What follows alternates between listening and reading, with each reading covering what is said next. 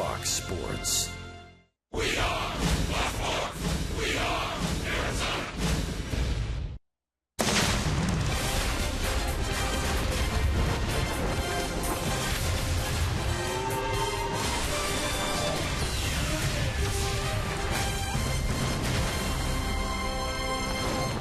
D-backs have brought their own shine to Tinseltown. 2 games so far in L.A. and 2 convincing D-backs wins. Good starting pitching, plenty of offense and defense, and solid work by the bullpen. A chance tonight to make it 3 in a row here on Vin Scully bobblehead night. Catching the Dodgers perhaps scoreboard watching. Their magic number still at 7 with only 12 to play. It's the D-backs and the Dodgers here on Fox Sports Arizona.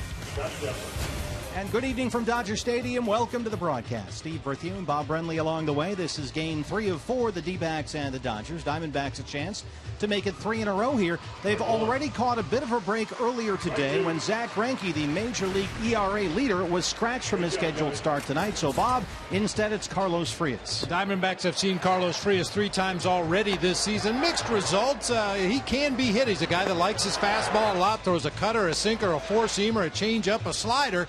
They've had a great game plan against the 2 lefties in the first 2 games of this series. Hopefully a good game plan against Frias tonight. It's a sore calf keeping Zach Greinke out of this ball game. The Dodgers do expect Clayton Kershaw to make the scheduled start tomorrow in the afternoon, the matinee, the series finale. Brandon Drury has been on center stage here, and boy, he has delivered big time. In a big way. He talked about it last night, the ballpark they grew up watching baseball and now playing on that very same field, and he has not been intimidated in the least. Brandon Drury, especially with the injury to Nick Ahmed, now figures to get an even better look than even the organization expected. Real great opportunity for Brandon Drury to show what he can do these last couple weeks. And tonight, getting a look at second base, Chris Owings moves to shortstop because Nick Ahmed was injured in the game last night. The latest with Nick is next. And then it's first pitch as the D-backs try to make it 3 in a row here at Dodger Stadium.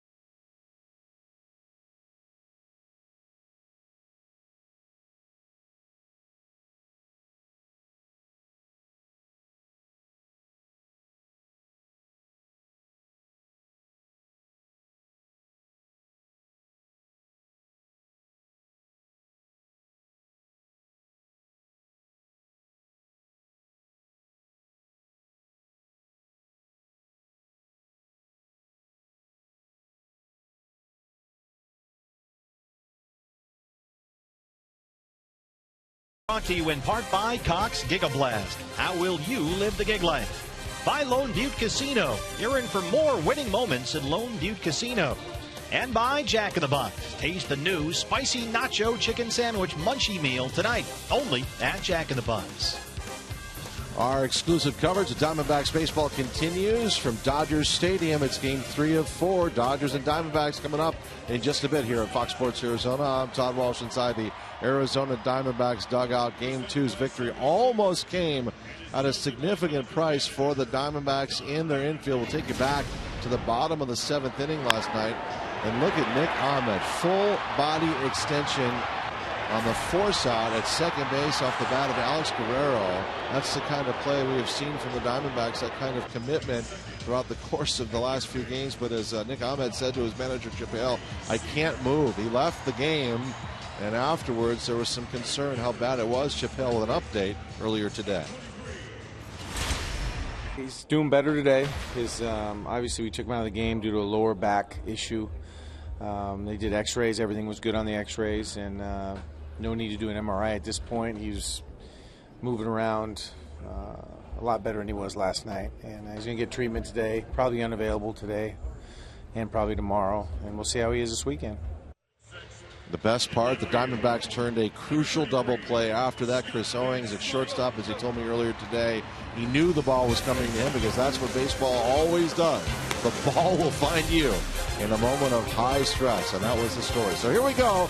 Game 3 is next. Steve and Bob have the call. Diamondbacks looking to win the series and crank the pressure up on those Los Angeles Dodgers.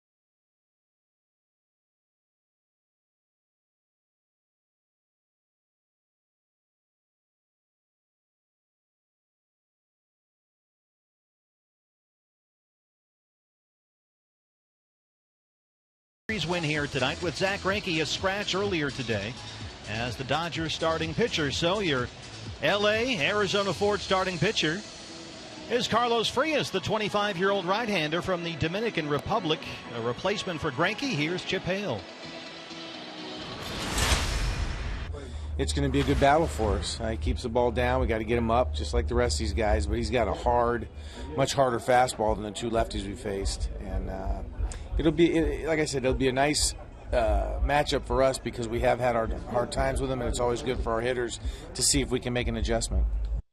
So Greinke out with calf soreness. Frias just his second appearance in the big league since June 30th. He worked 2 innings of relief Sunday. He was just activated from the 60-day DL with lower back problems.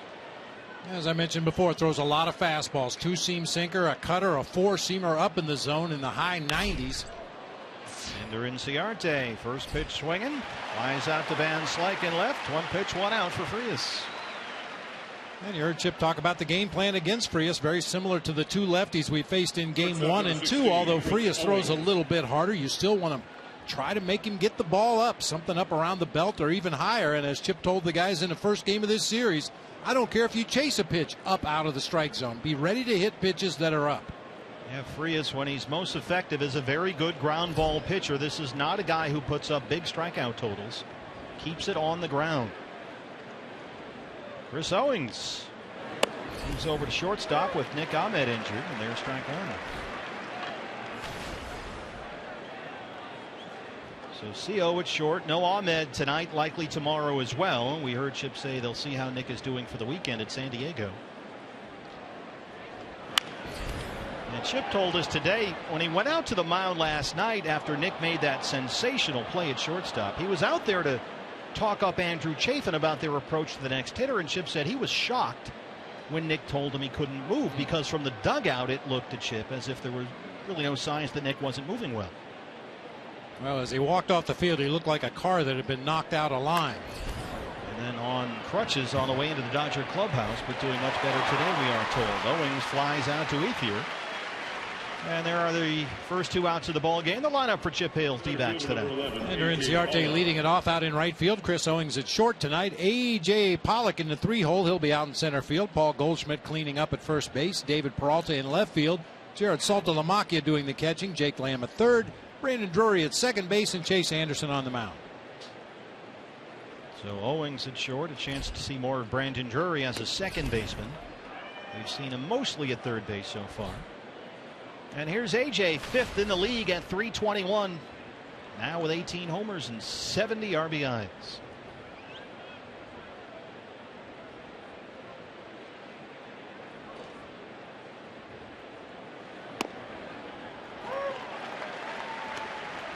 AJ has an 11-game hitting streak, batting an even .400 during that streak, with 10 runs scored, 7 extra base hits, and 7 RBIs.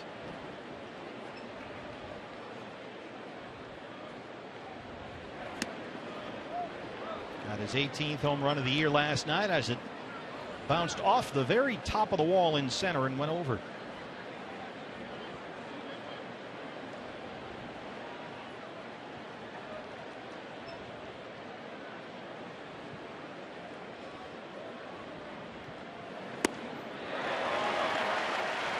Two. Well, AJ has a chance with a hot finish, and certainly he's swinging it hot right now to pass D. Gordon for the National League hits leader. Only 5 behind going into play tonight. Paul Goldschmidt also on that list. Yeah, AJ leads the National League with 82 hits since the All-Star break. Sky high behind the second base bag for Chase Utley. Frias, a 1-2-3 first underway in Los Angeles. Here comes Chase Anderson.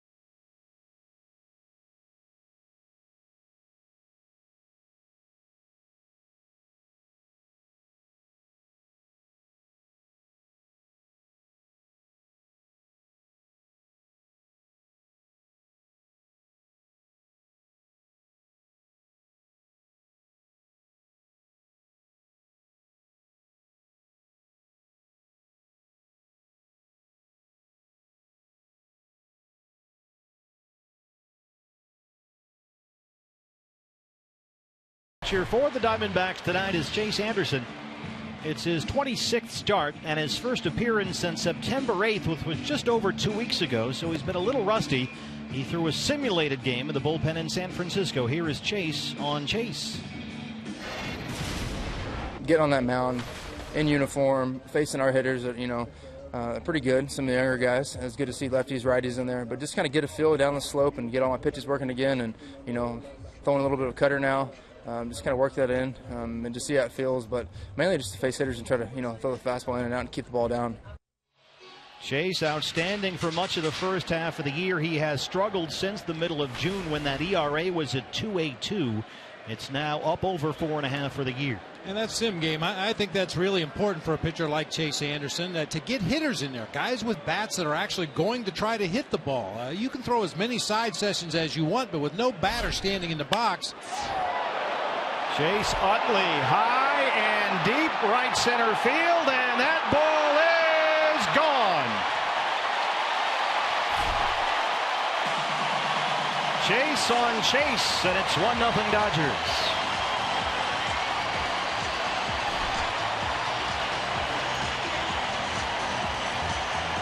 Well, we mentioned San Francisco a moment ago. We thought A.J. Pollock might have another highway robbery there. He left it up, but Utley didn't miss it. Yeah, Chase Utley, not your typical leadoff hitter. He'll ambush you.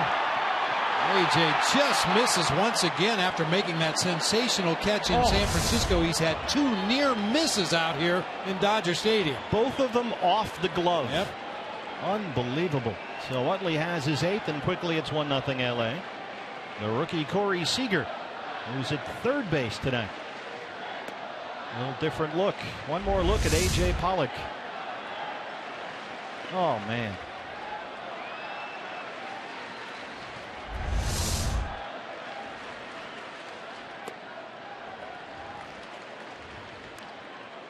Just to finish the thought about Chase Anderson in simulated games, when you actually face hitters, you can get some feedback after your sim game is over.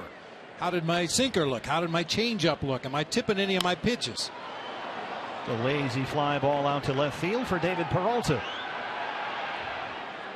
course, just throwing a side session down in the bullpen, although it's very valuable, you don't get the same kind of feedback, especially if batters start ripping line drives around the ballpark. You know you're not hitting your spots. Well, Chip Hale told us today that the plan for Chase here tonight is to throw more two-seam fastballs. That is basically a direct order. They want Chase to drive that sinker down tonight, throw it more often, get more ground balls. That is the plan of attack tonight. Adrian Gonzalez.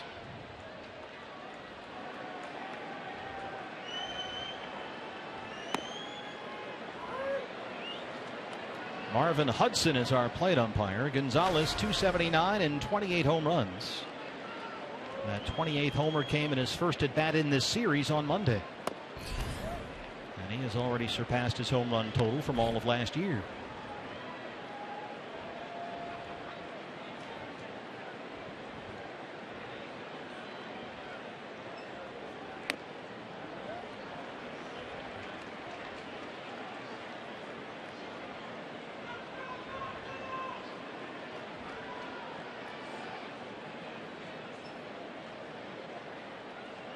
Two and one.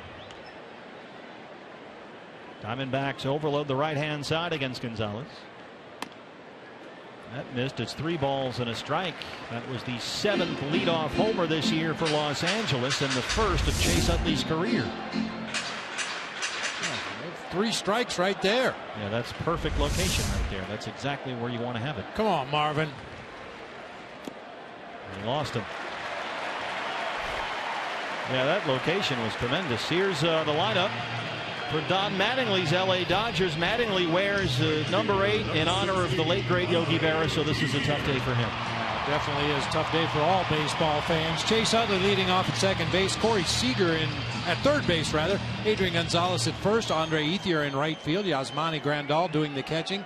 Scott Van Slyke, the only right-handed batter in the lineup tonight. He'll be out in left field. Jock Peterson in center. Jimmy Rollins at short. And Carlos Frias on the mound. Well, Chase will look for that ground ball right here with Ethier batting cleanup.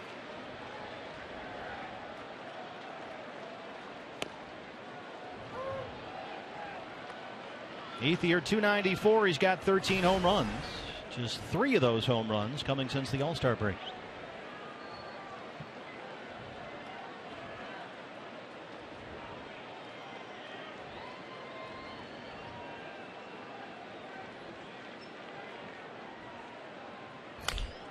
Yanks it down the right field line, and a nice catch there.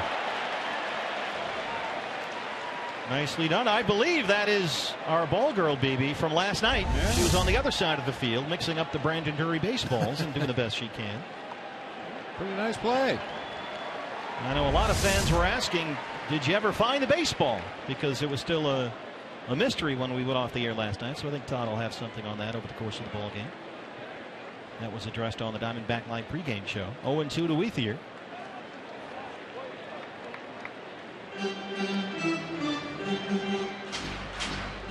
Ethier walked and singled in Monday's series opener. Did not play last night.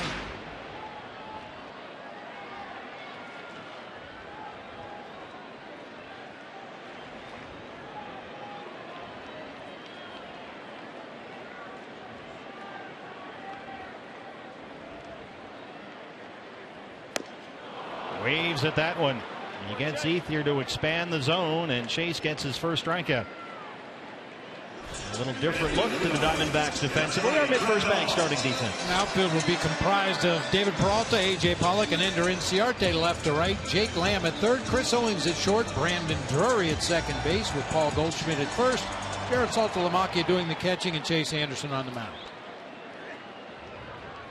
Now it's Monty Grandal. A home run Monday, his first this year from the right side of the plate, the switch hitting catcher. So he's in there at 249, now at 16 homers.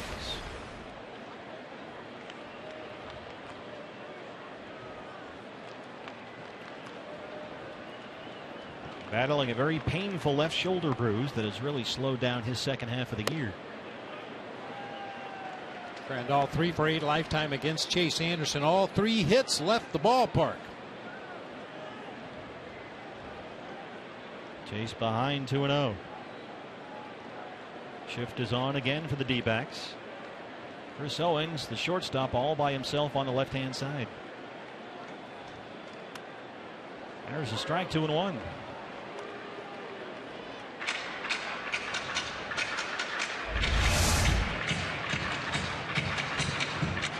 Drop that curveball in there.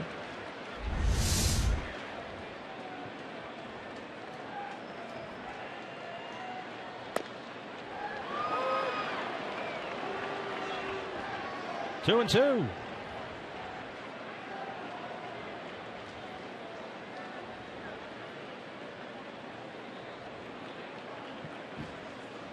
Look at Gonzalez's lead over there at first. He's not going to get much more than that. He could fall down and rest his head on first base like a pillow. Not a particularly fast runner. I get that, but there's no reason not to work for a good secondary lead. You know, ground ball to the infield. If it's mishandled or something, take that force play at second out of the equation. And now Goldie will swing around behind Gonzalez with a full count to Grandal. That's career, by the way. 2 outs, 3 and 2. There goes Gonzalez. Grandal lifts it high toward the right field corner. Ender Inciarte's over there near the foul line, drifting back, and he's got it. The Chase Utley gets his first career leadoff homer, and he's made it 1-0 Dodgers.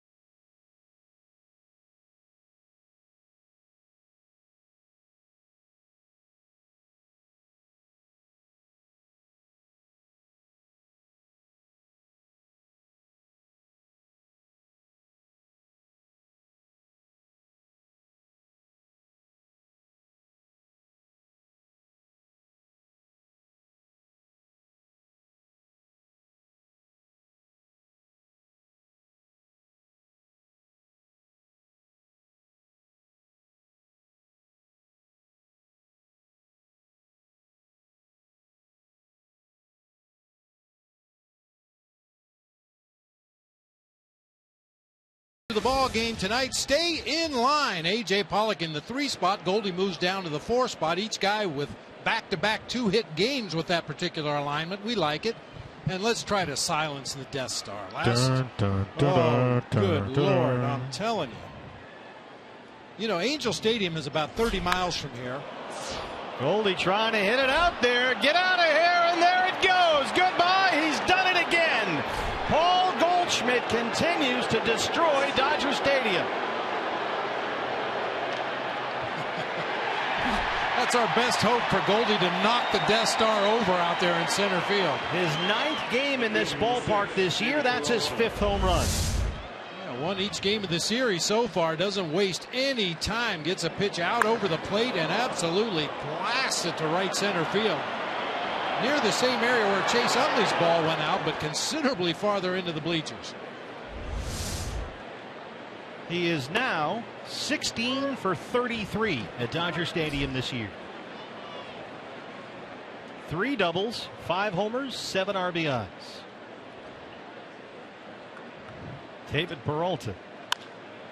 This is out to Van Slyke in left. It backs him up to the warning track, and he's got it 1 down in the 2nd. Just to finish ripping on the Death Star, Angel Stadium is only about 30 miles away. And you know, when the Dodgers are on the road, little known fact, the Angels actually use this speaker for their home games. Little known fact. You can hear it plain as day over there, as well as in, well, Australia. Yeah. That thing. I mean, it'll shake your fillings loose. The whole booth shakes all the time. Here's Salty. 219 and 9 homers. Got the start behind the plate last night, 1 for 4, a single and an RBI. Carlos Frias cruised through a 9-pitch first inning, but immediately opens up the second by serving up Goldie's 31st.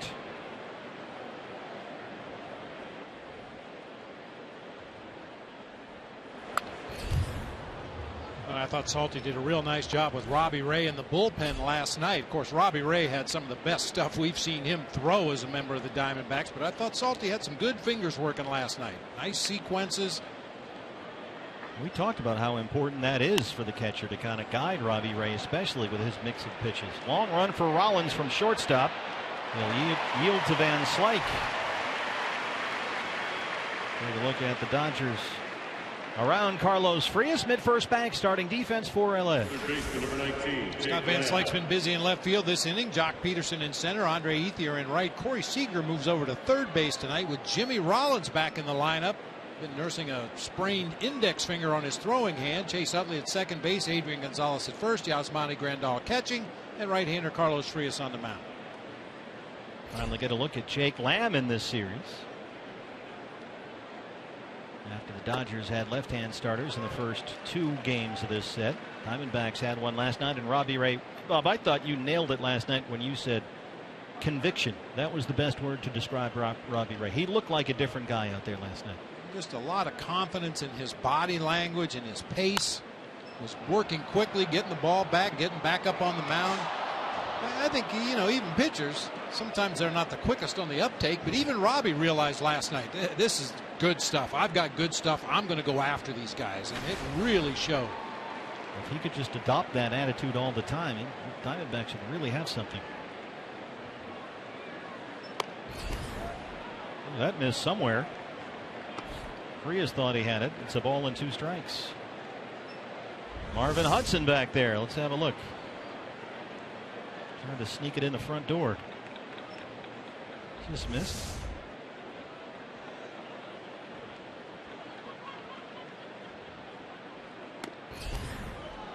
Good take by Lamb. 2-2.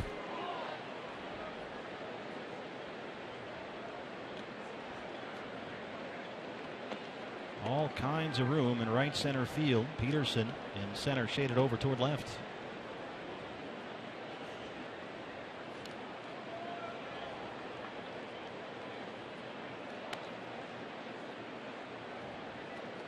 You may remember Carlos Frias from earlier this year in a start against the Diamondbacks. I referred to him as a cross between Carlos Santana and Benito Santiago. He looks a lot like Benito. 3-2. That one down in the dirt. He strikes out Lamb, but Goldie does it again at Dodger Stadium. His 31st, leads off the second, and the Diamondbacks have tied it at 1.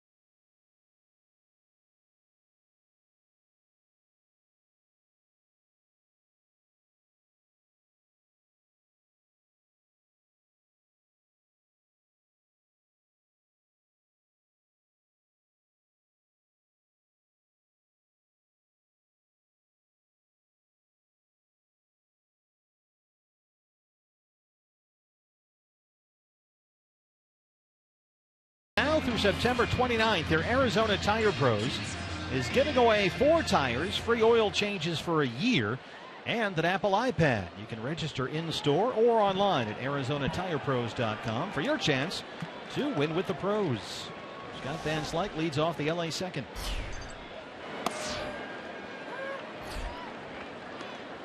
Chase Anderson, 20-pitch first inning. Van Slyke, 246. He's got 6 homers.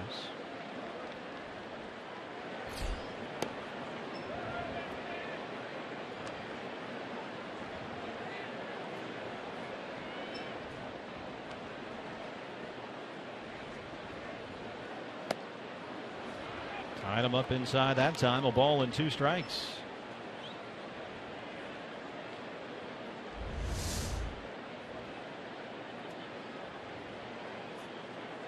But when you see a guy pull his top hand off the bat, trying to pull that bat inside as hard as he can, you know he's been fooled by a pitch. Boy, really good sequence there by Chase Anderson and Jared Saltalamacchia.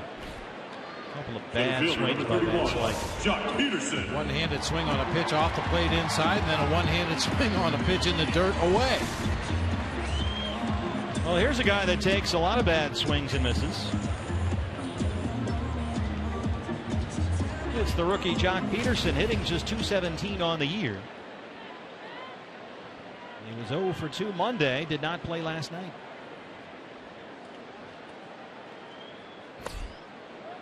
Peterson striking out roughly 30% of the time he's at the plate this year. He is 3rd in the National League in strikeouts. Only 4 players in all of baseball have struck out more than Jock Peterson this year. But he's not getting anything to swing at from Chase. It's 2-0. And the running game has all but disappeared for Jock Peterson. This is a guy that stole 30 bases a couple of different seasons in the minor leagues. He has 4. He's been caught 7 times and rarely attempts to run anymore. And they have first had to drop him down in the order. He's usually at the bottom these days. 7th tonight. Lost his starting center field job for a while there. It's been a difficult second half for the rookie after he was an all-star in July. How about that? 20 homers in the first half, 5 since the all-star break. Adjustments. You know, after a couple go rounds and guys assemble some video scouting, the advanced scouts lay eyes on a guy. You come up with a game plan, how you think you can get him out, and until he makes the counter adjustment to the adjustment, he's going to continue to struggle. There you go. That's National League. 3-2 pitch here. Watch for the timeout. No, not this time. Fly ball, right field for Inciarte. Curry backing out there. He's got it. 2 down. 4 in a row set down by Chase. Shortstop, number 11, Jimmy Rollins. Jimmy Rollins is back in the starting lineup. His first start since September 6th. He's had a sore right index finger.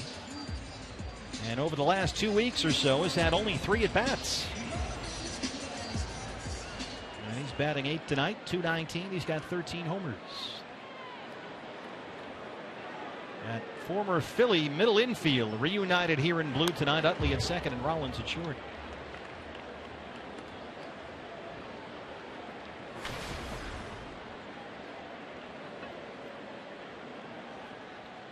Left-hand side for the switch hitting Rollins is where he has most of his power.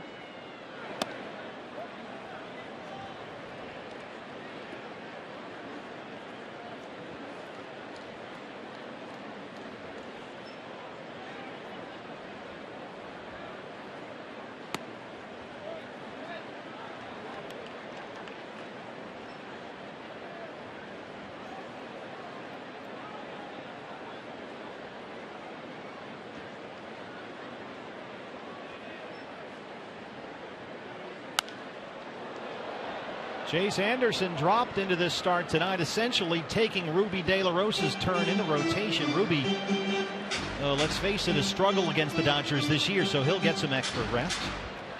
And Chase coming off that simulated game we told you about while we were in San Francisco over the weekend. I like that particular move. And Ruby will start Friday at San Diego against Casey Kelly. And the numbers against LA for Ruby this year. I mean, you know, some teams want to be stubborn. Hey, it's your turn to pitch. It's your day. Some pitchers are stubborn. I want to stay on my rotation. But when the numbers scream out that a guy should miss a team, I like the flexibility, especially at this time of the year, to pull the plug, push him back a day or two, let him start against the Padres at Petco. And so that's given Chase the opportunity here, not only to face the Dodgers and give Ruby that extra rest, but put into practice the things he's worked on in bullpen sessions and simulated games. 2-2 on Rollins. Just missed away, and it's a full count. 3 is the pitcher on deck.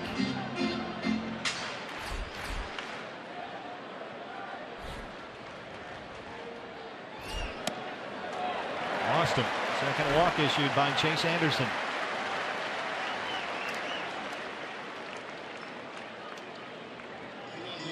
Pitcher number 77, Carlos Frias. Dodgers in this series have been doing whatever damage they're going to do early in the ballgame. So far in this series, first 3 innings, LA has had 9 hits. In the last 6 innings, they've had only 2 hits. And that speaks to the tremendous job that the Diamondback bullpen has done in this series.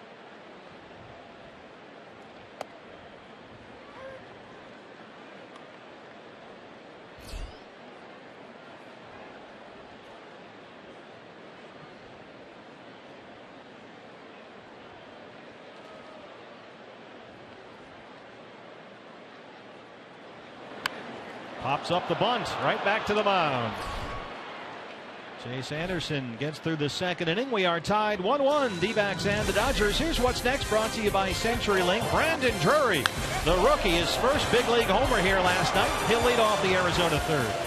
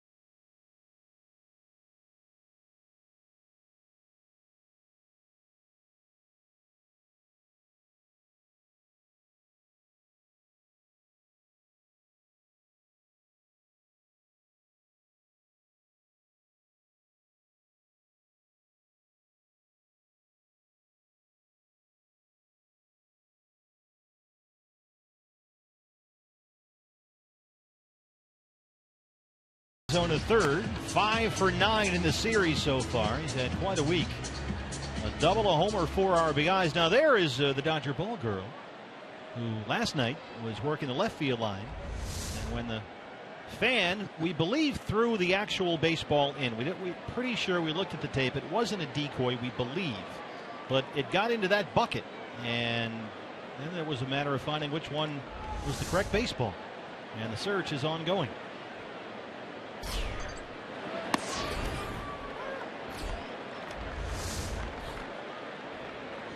Negotiations were underway after the ball game ended. We're going to need to look at all these balls, man. Patrick Corbin was the judge. Andy Green helping out. Nobody seemed convinced they had the right one. It's CSI involved.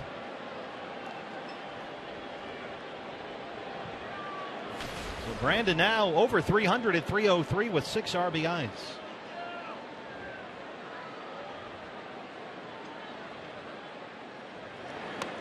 Chases the pitch down and away. This was Patrick Corbin talking about Ballgate last night.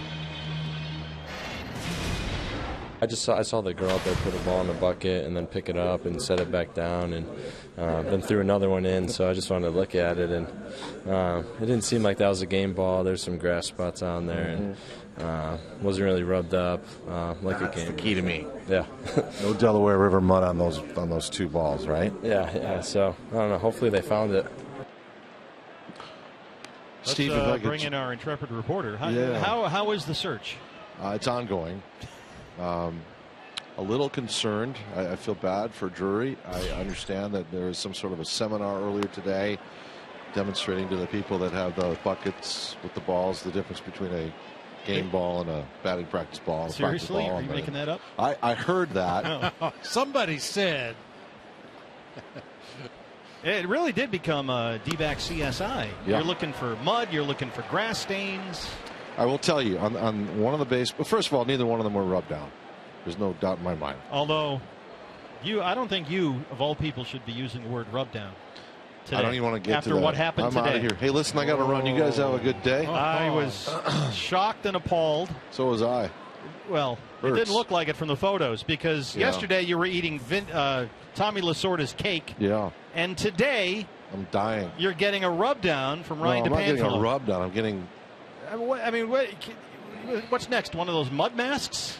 You shouldn't play catch with an 11-year-old over and over and over again when you've retired. You know what I'm saying? This is. Anyways, feel bad for Mr. Drury. Well, let me say this. Can they just give him the bucket? Because we know it's in the bucket. It's in right? the bucket. Okay. There's no doubt in my mind. So if we've got the bucket, theoretically we have the ball. Yes, I would say but that. But a bucket on the mantle doesn't have the same cachet as a ball in a little glass case, you know? I remember my You first. can begin the narrowing down process. I agree with that. Right? Okay. Yeah, there's the bucket. I mean, there were grass stains all over one of the balls. Yeah. That's not a game ball, Bob, right? No. The other one had like black marks on it, like it had bounced around during batting practice somewhere. Didn't look like a home run divot, if you know what I mean. Now, is Patrick the foremost expert? I mean, do we have the best people working on this? I think, like I said to him, as a pitcher, he would know better than anyone, right?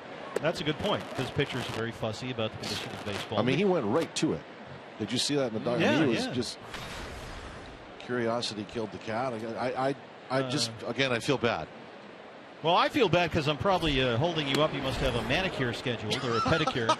So I don't want you to miss that. A wine tasting. Yeah. Something like that. Yesterday it was cake. Okay. Today it was a massage from the staff, who I'm sure had other things they had to do. United Healthcare. 2-0 A clipboard Ciarte. and a confident way.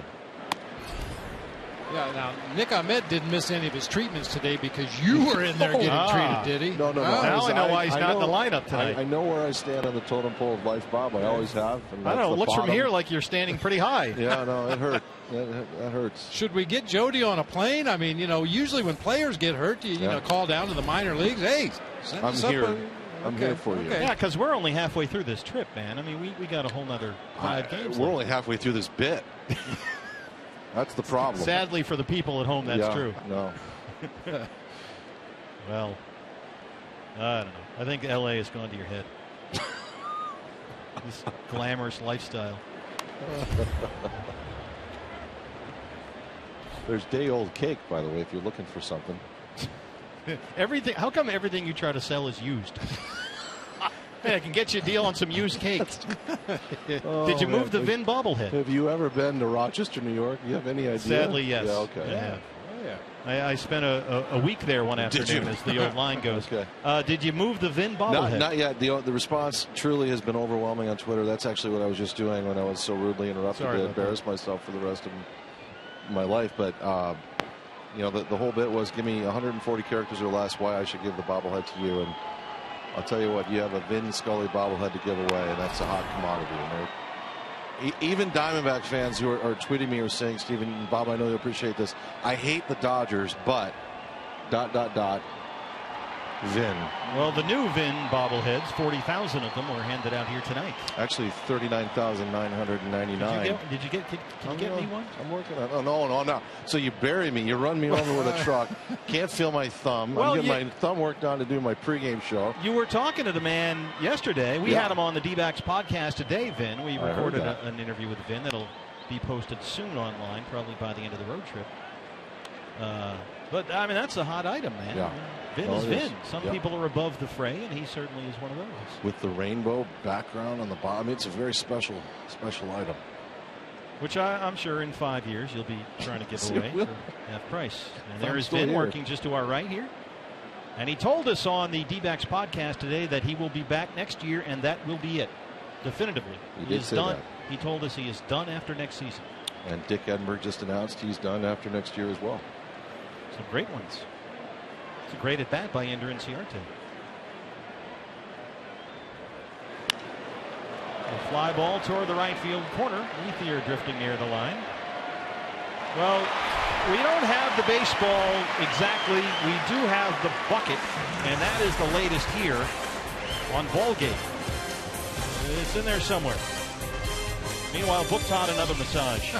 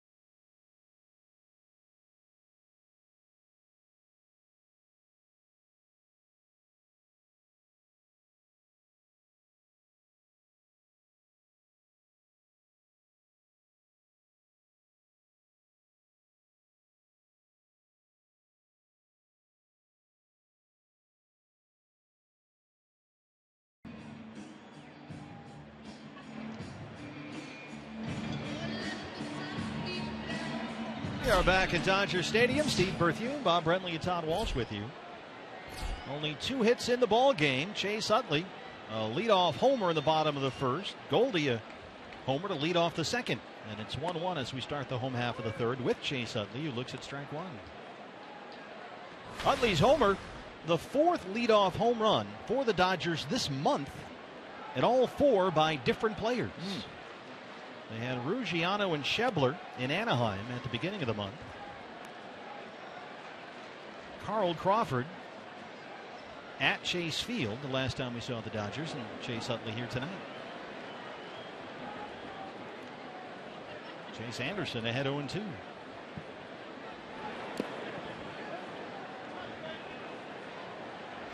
it's Utley, first pitch thrown by Chase tonight. Left it up.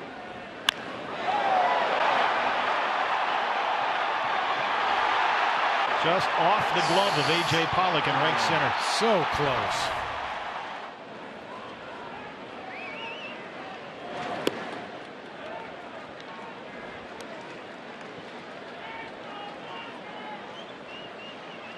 Utley was 0 for 3 with a walk and a strikeout Monday. A leadoff homer, the first of his career. He did not play last night. We're talking about the need for Chase Anderson to throw more two-seam fastballs, try and get more ground balls. Carlos Frias is an excellent ground ball pitcher, but so far in the ball game, 10 fly ball outs, 1 ground ball out between the two teams. We do all this prep work, and it never seems to add up to much. There's the strikeout. That's the third for Chase.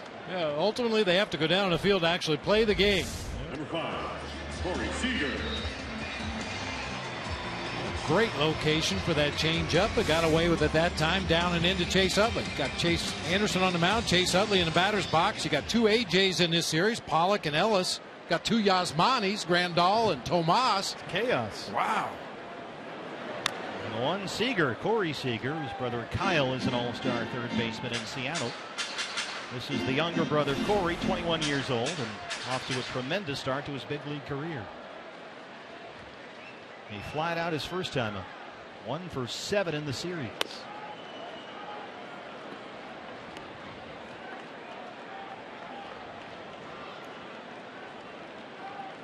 Corey Seager. He has started 17 major league games. He has reached base safely in all of them. That is the longest such streak in LA history.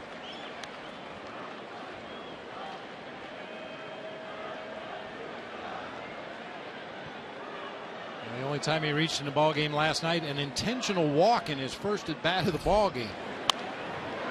Pops this one up. Foul ground near the Dodger dugout. Salty. And Jake Lamb hits him from behind.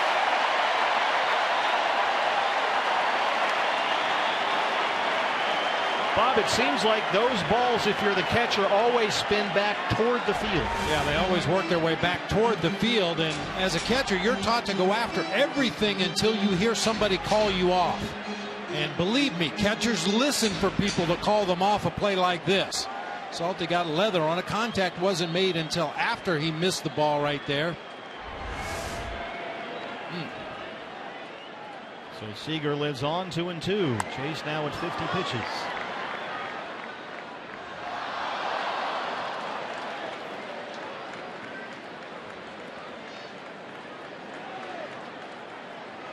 They give Saltalamacchia the error on that one, E2.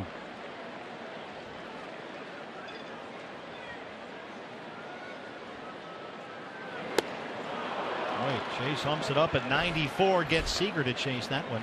He's got 4 strikeouts. Is there a reason? I know there's some sort of physics reason why those pop-ups always spin back toward the field. Yeah, just the rotation on the ball. You can imagine when you hit a ball as high in the air as Corey Seager did right there, it has a lot of backspin, and as it goes up, it's a parabola or something. I don't know. I missed that day of class.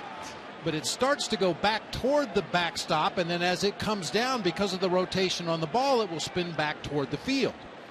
Catchers are taught when you see a ball go up, the first thing you do is turn and face the backstop, find the ball, and then slowly pursue it, because it will come back to you.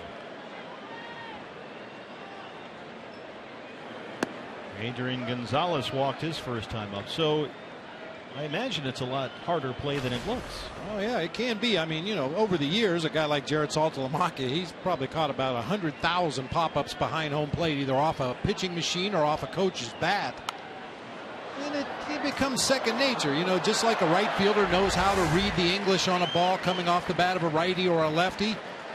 You kind of have an idea where that ball's going to end up, but that time just clanked it off the webbing of his glove, dropped to the ground. and is hung with an error. And I think that's wrong, too. I think if you retire the batter, it shouldn't be an error. If the batter reaches first base, the error stands. So it's a contingency thing. I think so. I think that's the way it should be. Basically, catcher should never be charged with errors. Never. I'm in. 2-2. Boy, Chase Anderson strikes out the side. 1-2-3. Gets Utley, Seager, and Gonzalez. He's got 5 strikeouts, and through 3, we are tied up 1-1.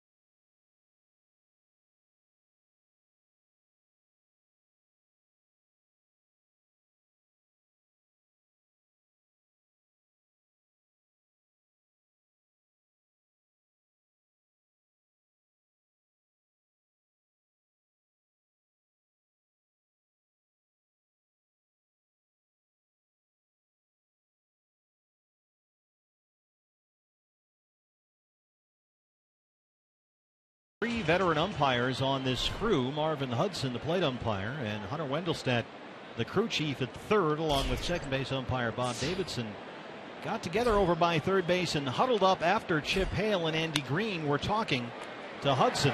And Seager has this one at third.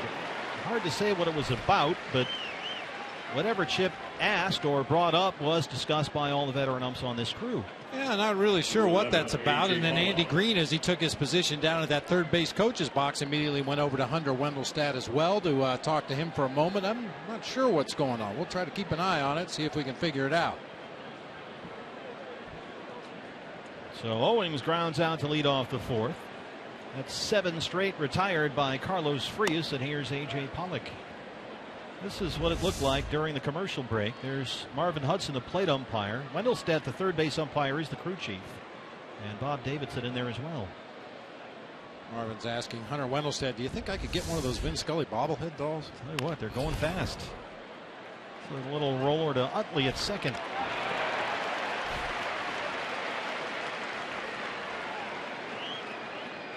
Number 44, Paul Goldschmidt. Here's Goldie. Hey fans, anytime the D-backs score 5 runs or more, Taco Bell is giving away 3 free tacos with the purchase of a large drink between 4 and 6 the following day at participating locations. Tokyo has Godzilla. Dodger Stadium has Goldie. He is just torturing the Dodgers in this ballpark. He has homered in each of the first 3 games of the series. This led off the second. Looking more and more like the Goldie of the first half as this road trip progresses. He is 5 for 9 in the series so far. It's a nice easy one hopper to Rollins. It's a 5-pitch inning for Carlos Frias, who has retired 9 straight since the Goldie homer. It's 1-1 D-backs and Dodgers.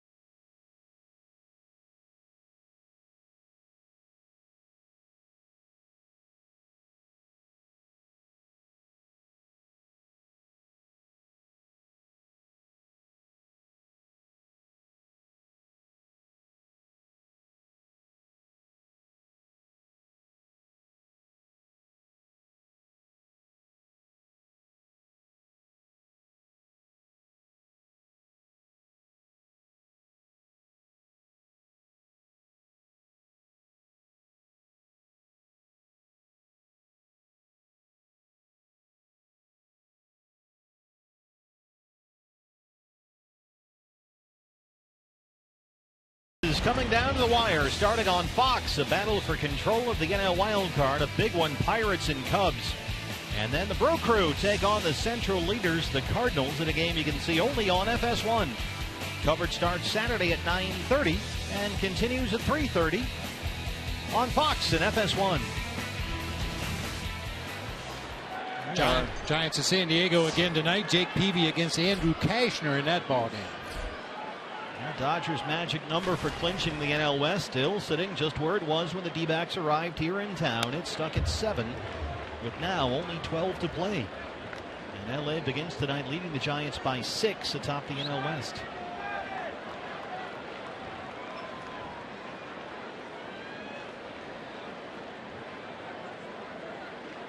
Oh, and 1 on Ethier. Wait, tell you what, Chase Anderson, since the Utley homer, had a couple of walks mixed in there, but he is in a groove right now. Struck out the side in order in the 3rd.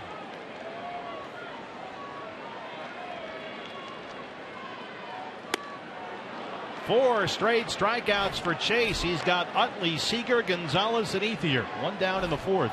Elevated four-seamer that time. You heard Chip Hale say, and you said they wanted him to use his two-seamer a little bit more, but when you can locate that four-seamer the way he did right there, up above the top of the strike zone, such a tempting-looking pitch to swing at, but very tough to catch up to. If you can command that fastball, throw the two-seamer down, mix in the change and the curveball, he can be really effective, like he was for most of the first half of the year. The pitch count a little higher than he'd like it at this point. A 20 pitch first and a 20 pitch second, but so far so good for Chase. Grandal flying out his first time. Mentioned that Giants Padres game down at Petco. Giants with an early 2-0 lead. Brandon Crawford drove in both runs with a single.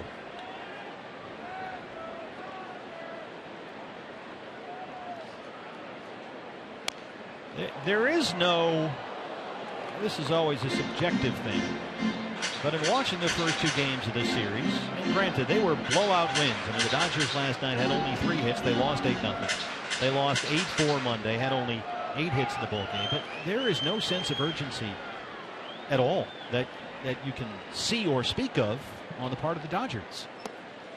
They've sort of been in cruise control here for a while now and firmly in control of the division. But they still look like they're kind of going through the motions a bit. Ian Thomas, the left-hander, warming up.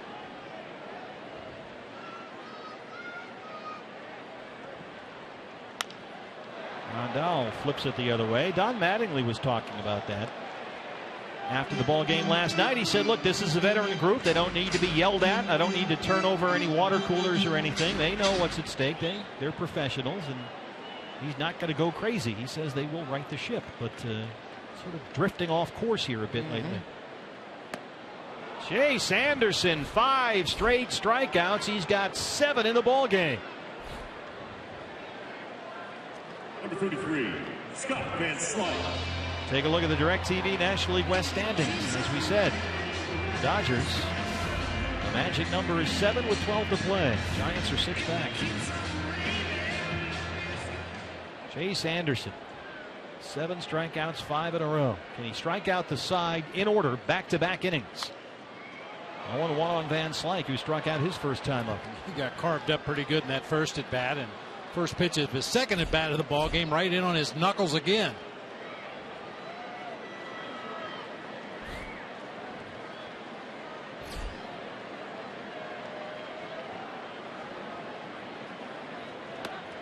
That was that cutter right there from Chase Anderson. I wondered why it took so long to get to the sign he wanted. Jared Saltalamacchia called fastball away, fastball in, change up, curveball. No, they eventually put down a number 3, and since Chase Anderson doesn't throw a slider, that's the sign they use for the cutter. Bounce to third for Jake Lamb. Chase Anderson has retired 7 straight. We are through 4 in LA. It's 1-1.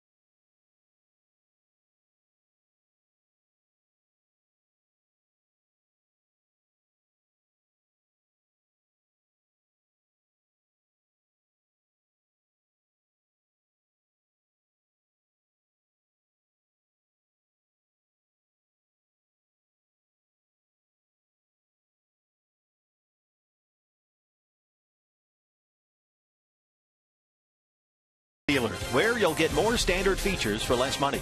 CenturyLink, your link to what's next. And by Mix One, great taste, no face, available at local retailers. Diamondbacks already caught one break when Zach Greinke, the Major League's ERA leader, was scratched from the start earlier today with a sore calf. Carlos Frias picked up the start. He has retired 9 straight. He threw only 43 pitches through 4, but Frias is out of the ball game now. And here is the lefty, Ian Thomas. Of course, Frias was making just his second Major League appearance since June 30th tonight. He worked 2 innings in relief on Sunday, just off the 60-day DL after suffering some lower back problems. So he had been coming back as a reliever, and I'm just guessing, Bob, after all that time off, and then some relief appearances in the minor leagues, and here he's not stretched out enough to go deeper than 43 pitches. Yeah, and even though the Dodgers won't admit it, they're probably already making tentative plans for the postseason, and Frias is a guy I'm sure they're going to want to use out of the bullpen, so they didn't want to do anything to endanger his status after the regular season ends. He had given up only 1 hit. The goalie homer, Carlos Frias, was very good here tonight. Peralta flying out his first time up. We saw Ian Thomas in game 1 of this series. He actually came in the 9th inning with a couple runners in scoring position to face David Peralta. Peralta promptly drove home both of those runs to go from a 6-4 lead to an 8-4 lead, a much more comfortable margin. And David hitting .260 this year against left-hand pitching. Dodgers overshift on the right-hand side, 1-2.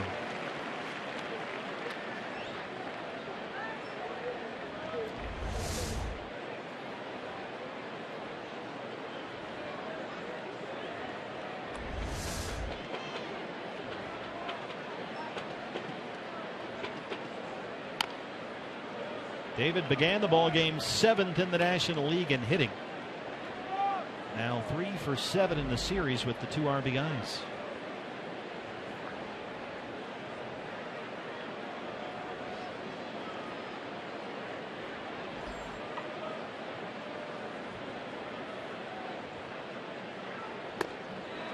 Gets him to chase that one. So Thomas gets his measure of revenge. 1 down in the 5th. A really true fastball. Thomas right over the top, hand right behind the baseball, gets pure backspin, no movement whatsoever on that fastball in the low 90s. Do you think guys these days work up in the strike zone as often as they used to? Because we hear so often now, you got to keep it down, you got to keep it down. Oftentimes when guys elevate like that, it seems to be very effective, but you don't see it that often. I don't think enough guys do it. I really think it's an effective pitch. Over time, hitters have evolved. It used to be most guys were high ball hitters.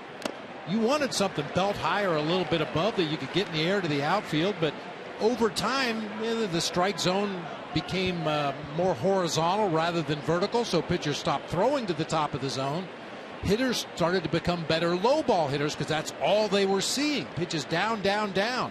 Now, if you have movement, certainly it makes a lot of sense to pitch down in the zone with some sinking action. But if you throw a pure four-seamer like Thomas does, like Chase Anderson does, I think that elevated four-seam fastball is an effective weapon. We see Josh Holmenter pitch a lot like that. Yeah. Salty will bat from the right-hand side now against the lefty Thomas. Flying out his first time up. And as I said earlier, a four-seam fastball up around the letters or above is really hard to lay off of. It looks so good coming in there, but by the time you get that bat started, you realize I'm not going to catch up to this pitch, and before you know it, you're on your way back to the dugout. Center field. That will get down. That's a base hit. Jock Peterson couldn't quite get there. Bob Davidson, the second base umpire, out in left center, rules a hit for Salty, the second tonight for the Diamondbacks. Number 19, Jake Lamb. Yep.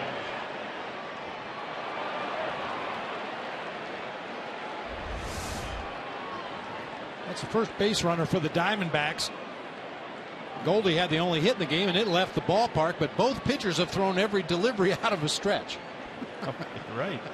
Frias a reliever, as is Ian Thomas. Both those guys much more comfortable pitching out of the stretch all the time. Jake Lamb struck out in his first at bat against Frias. Now he'll get a look at the lefty Thomas. Jake 5 for his last 30 up there. Up the middle, he rolls it into center, a base hit. Saltalamacchia stops at second.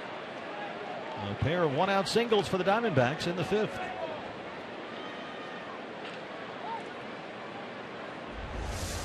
Number 62, Brandon Drury. Pitch on the outside part of the plate. Jake just went out there and got it, drove it right back up the middle of the field. That short, abbreviated follow-through once again. Puts him a clean single into center.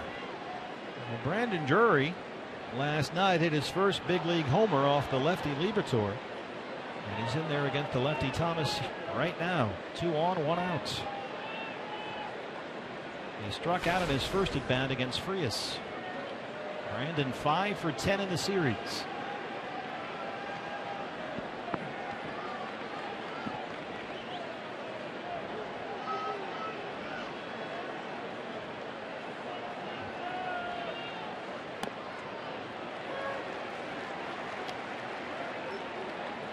Watching Jake Lamb down there at first, Bob, he's got an angled lead here. He's almost like he's playing third base.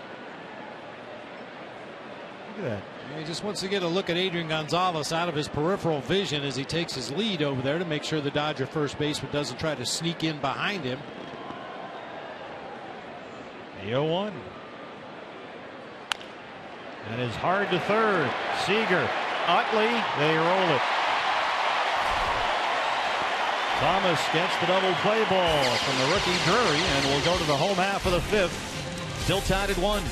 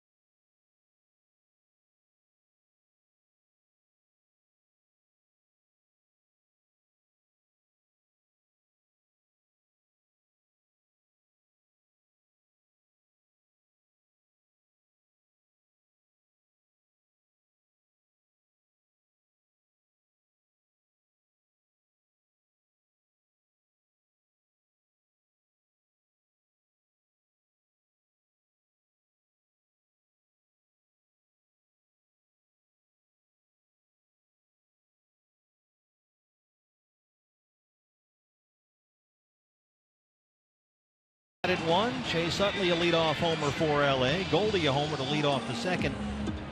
Watch the movement on these Chase Anderson pitches, Bob. I mean, he's got 7 strikeouts. His stuff is electric tonight. Yeah, especially the changeup, the movement down and away right there from a left-handed hitter. Down and away once again. Scott Van Slyke.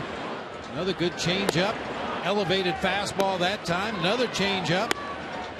I mean, just everything hitting the spots, throwing the pitch where they're meant to be thrown. He has retired 7 straight. He's walked 2, 7 strikeouts. Chase's career high for strikeouts in a game is 8. He's done that 4 times. The last time was August 31st of last year against the Rockies. 7 strikeouts tonight, ties his season high. Jock Peterson leads off the LA 5th.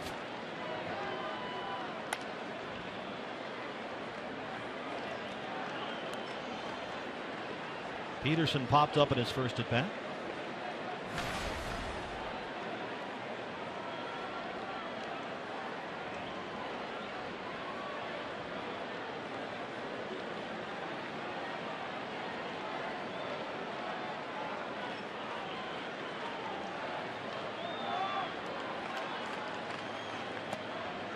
It's hard to believe in watching that package that our truck put together on Chase Anderson that this is the same guy who lasted only 2 innings in his last start, September 8th against the Giants, and was knocked around pretty badly. 5 runs, 5 hits, couple of home runs. And he has really struggled to find that form he had in the first half of the year. Chase in his last 12 starts, 3-5, the ERA 6.68. Took him 42 pitches to get through those 2 innings against the Giants last time out. 40 pitches to get through the first here tonight. And how about that? He ties his career high. That's his 8th strikeout. Number 11, Jimmy Rollins. He has struck out 6 of the last 7 he's faced. And see that changeup grip, the index finger and thumb making the OK sign, throws the pitch off his ring and middle finger of the right hand. Just a slight turning action at the very end that gives it the fade when it gets into that hitting zone. This is how we J-roll. Jimmy Rollins walked in his first at bat. Chase has still given up just the 1 hit, the Utley leadoff homer.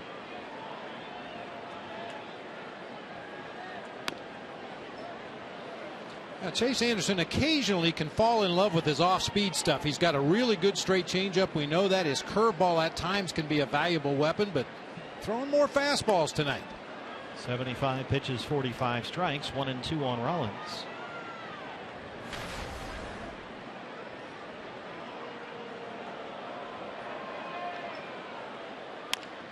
Reaches out and lines it to Drury at second. 9 straight retired by Chase Anderson.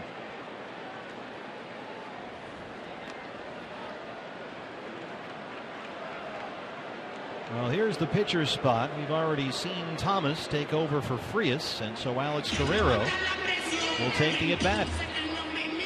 Pedro Baez, the hard-throwing right-hander in the LA bullpen. So Guerrero will hit for Thomas, and they'll talk this over. Well, you see a new guy come in, Bob, relatively early in the game. It seems like they needed a meeting. Right, hey, this guy wasn't in the original starting lineup. What do we do with this guy again? Guerrero, 226. He's got 11 home runs. 0 for 2 with a walk and a strikeout. He started at third base last night. First pitch swinging, rolls it to Lamb. Chase Anderson has settled in. He's retired 10 straight. It's 1-1 in LA.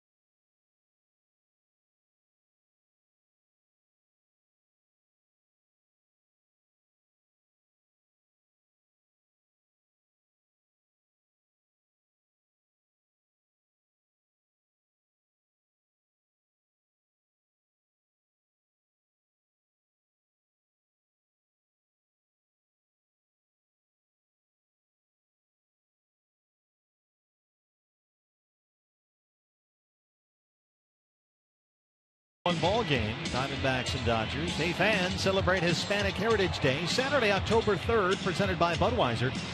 You'll enjoy a pregame street festival presented by APS. Then stick around after the game for a concert featuring Latin recording artist Luis Coronel. It's presented by Sprint and Samsung. For tickets, visit dbacks.com. We are flying along here. Top 6, Pedro Baez, the 3rd Dodger pitcher of the evening. And Chase Anderson, the D-backs pitcher, will lead it off. Now Baez, another guy we saw in game 1 of this series in relief of Brett Anderson. Baez came in, pitched an inning in the 3rd, gave up an A.J. Pollock double, struck out a batter, walked a couple, otherwise zeros. This is hardly a lockdown bullpen. They are, in fact, we talked to Vin Scully about that today. They are trying to find a bridge to Jansen to close the games. It's the relief corps that is the big weak spot as they head into October.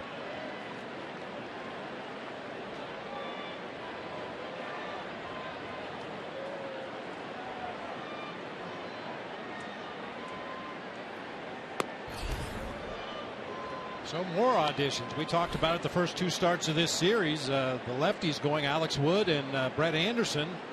Not quite sure who's going to be the number 3 starter for the Dodgers in the postseason. If they need a 4th starter, and the same thing could be said for the bullpen. A lot of these guys are auditioning for postseason baseball right now.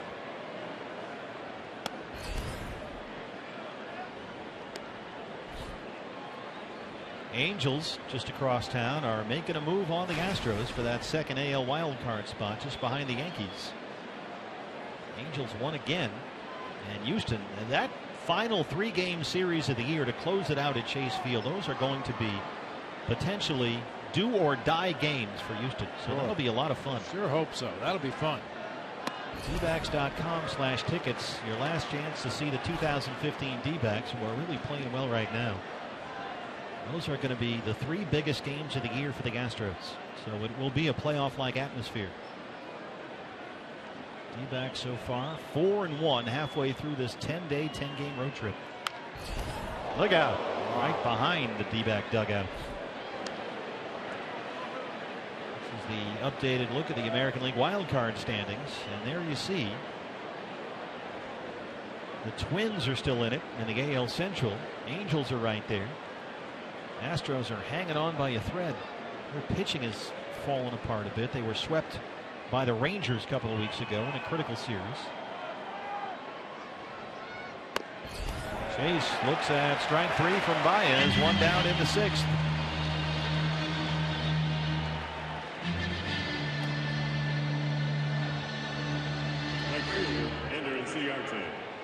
Hey fans, when the D-backs win, you win at Papa John's. The day after every Diamondbacks victory, you get 50% off your regular menu price online order at Papa John's. Enter promo code D-backs50 at papajohns.com. Ender Inciarte has flied out twice, 0 for 2. Ender tied for 3rd in the National League in hits since the All-Star break. Just behind A.J. Pollock and just ahead of David Peralta.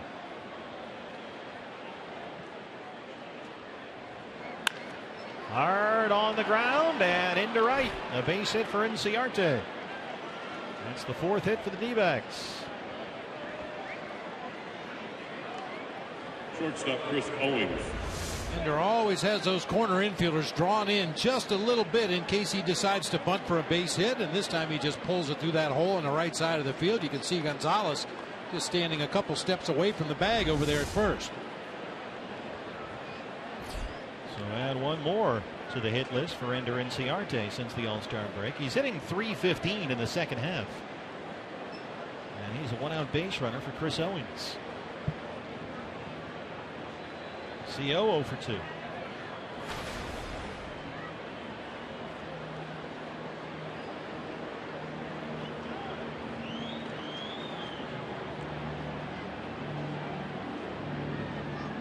You know, partner, we get our stat pack every day with all the league stats, both American League and National League, besides each individual team. I love looking at that. National League batting average, 4 Diamondbacks in the top 10 going into play tonight. You know, that's one of those things. A lot of people have either intentionally ignored the Diamondbacks this year, or they've got an axe to grind, or for whatever reason. But at some point this offseason, people are going to look back and go, man, yeah, they've got some kind of offense out there in the desert. And if they add a pitcher or two, maybe a closer, which we fully expect they will in the offseason, they're going to become a very trendy pick for 2016. We'll wait and see.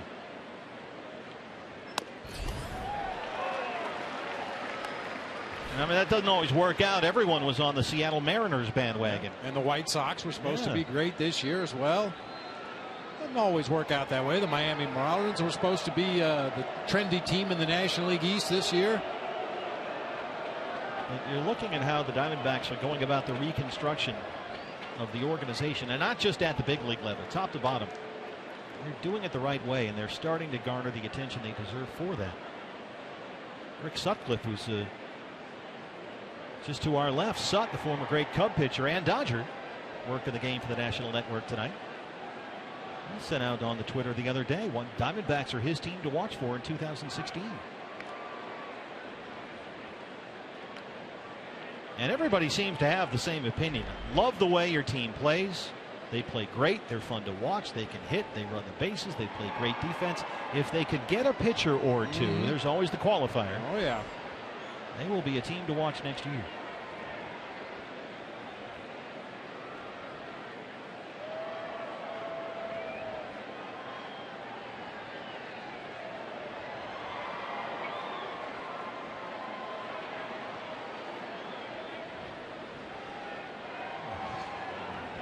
Rondal and Baez can't get together. Well, we have a second fans. Let's remind you, tweet us your strongest fan photo using the hashtag AZDataStrongFan with a hashtag and the Twitter and the whole thing. You might see yourself in an upcoming broadcast brought to you by T-Mobile. Sedona red among the Dodger blue. Usually not hard to spot it. Yellow seats here at Dodger Stadium on the bottom levels. A lot of blue jerseys everywhere, but every now and then you'll see a Sedona red, and it really stands out. Looks great.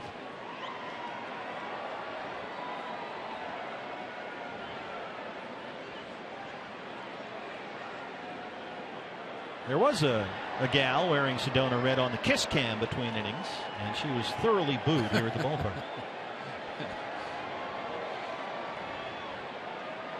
But you come into this ballpark, you see the four decks, you see the yellow seats and the palm trees, and you just flash back to the great Dodger teams over the years here. It feels like you could be at the 1977 World Series. This is headed toward right center field. Peterson is there. He reaches up and snags it, and Inciarte hustles back to the bag.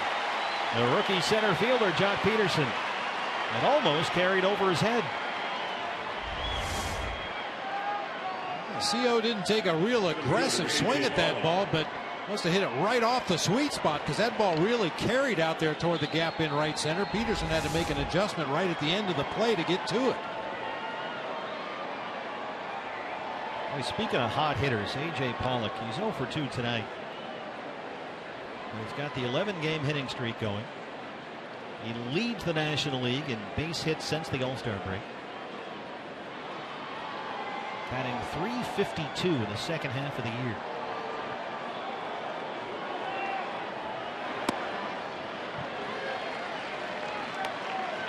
We were talking about the Diamondbacks, Bob. The same can be said for A.J. I mean, he's on everybody's radar right now. And people are going to look back at his season and realize that he's become one of the elite players in this league. I really don't think we've seen the best of A.J. Pollock yet. I think there's still more power to be tapped in that swing, and as he gets more experience, more knowledge of opposing pitchers, more knowledge of his own strengths in that batter's box, I think you'll see the home run totals, the doubles go up. Knock wood, barring any kind of an injury, his speed's not going to go anywhere. So this is a guy moving forward that could easily be a 20, 25, 30, 30 guy. Playing great defense in center field. He's on course for 40 doubles and 40 stolen bases this year. And perhaps a 20 home run season. He's down here 0-1. Baez tried to throw it away. Gonzalez gets the foot on the bag. So Baez works around the 2-out single. Still tied in LA.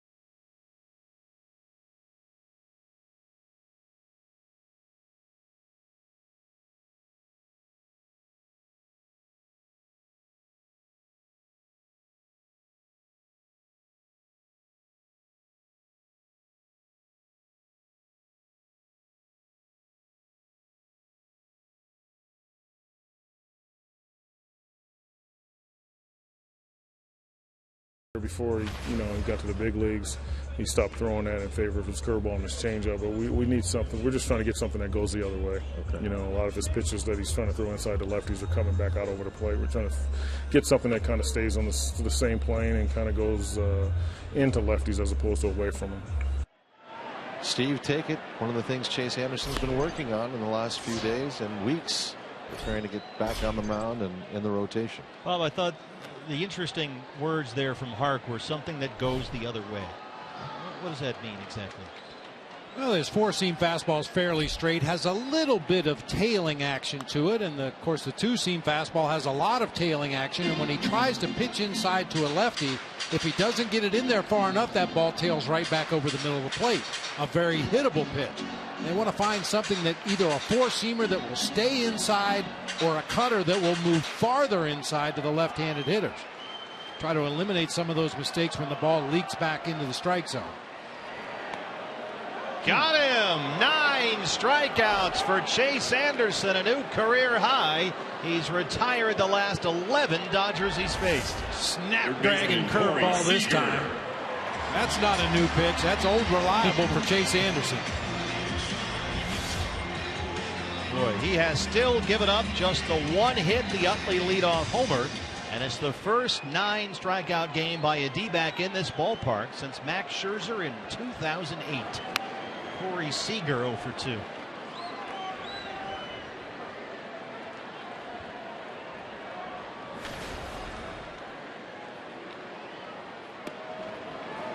And Seager was a one-man wrecking crew against the Diamondbacks earlier this month at Chase Field, but so far here, he is only 1 for 8 in the series, a double and a pair of walks.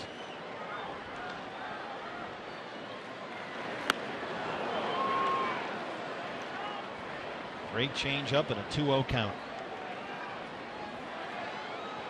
That makes you think as a hitter. I mean, 2-0, 3-1, those are what we call obvious fastball counts. If you can throw something off speed and get it close enough to the strike zone, most hitters are going to attack it. He comes back with the fastball to follow and get even 2-2. Randall Delgado, the right-hander, Matt Reynolds, the lefty. Chase at 85 pitches right now. 53 strikes. And he got him! Chase Anderson, 10 strikeouts. Not a great location on that changeup, but great speed. Took just enough off, even though he missed his spot badly. Still got the swing and a miss from Seager that time.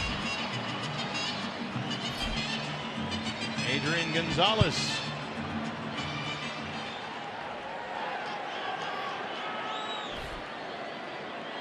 Chase has struck out 8 of the last 11 Dodgers he's faced.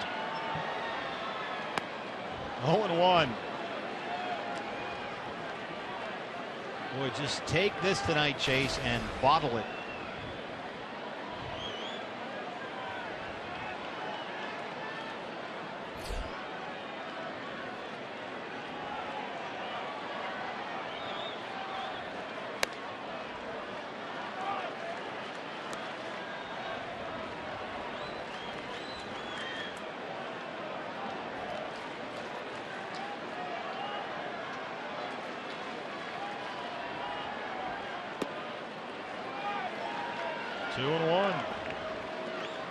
Gonzalez has walked and struck out.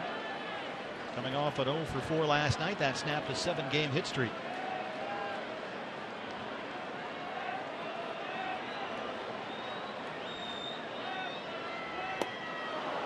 Once again, horrible location, but a straight changeup. Looks like a beach ball floating up there to the plate. You just can't stay back long enough. Gonzalez well out in front of that pitch above the belt. You don't often see him swing like that.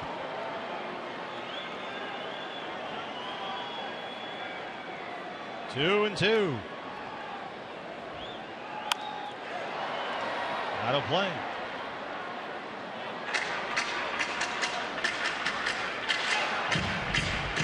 You know, you've heard me say many times, this guy's a pitcher that'll throw any pitch in any count to any hitter. That's what we've got going on with Chase Anderson tonight.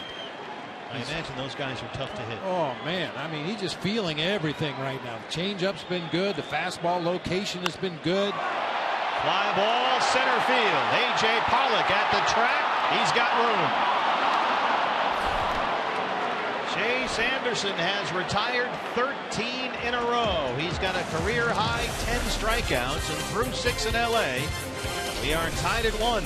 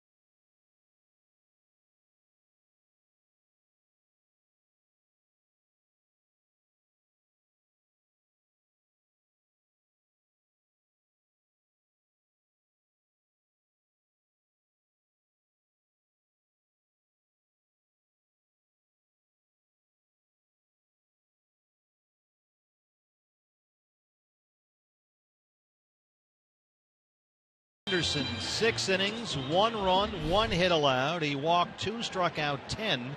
A career high. He retired the final 13 he faced, and having not pitched in a while other than a simulated game, it looks like that's going to be it for Chase. Goldie leads off the 7th, still 1-1. His homer to lead off the 2nd, the only run for the Diamondbacks. They have out-hit the Dodgers 4-1.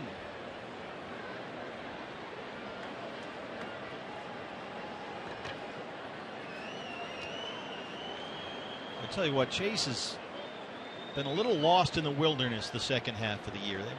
He looked fatigued. The stuff wasn't sharp. They were talking about different pitches, trying to find a slider, all that stuff. He deserves a tremendous amount of credit for resetting the compass and finding true north again here tonight. And I think that little bit of a rest he had really did him a world of good. Among all those other things, his fastball velocity was way down, and then he lost his location. He really didn't have anything to pitch off of. If you're a guy that relies on a changeup and a curveball to get most of your outs, you have to be able to spot your fastball in and out in order to set those pitches up. And when you lose the fastball command and lose the velocity, all of a sudden everything looks kind of alike. You know, the fastball's in the high 80s, the changeup's in the mid 80s, the curveball's in the low 80s.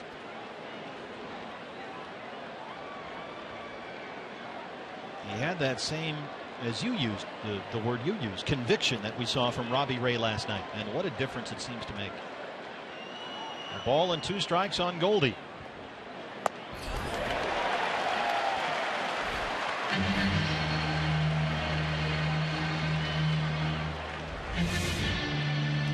It's a fastball away from Baez. No tricks from this guy. 100 miles an hour. He's just going to rear back and try to throw it through the backstop. That's his game. And it's going to come to an end right here, it looks like. Don Mattingly has some action going in the bullpen. Luis Avilan, the veteran lefty, coming in. David Peralta coming up. Back after this.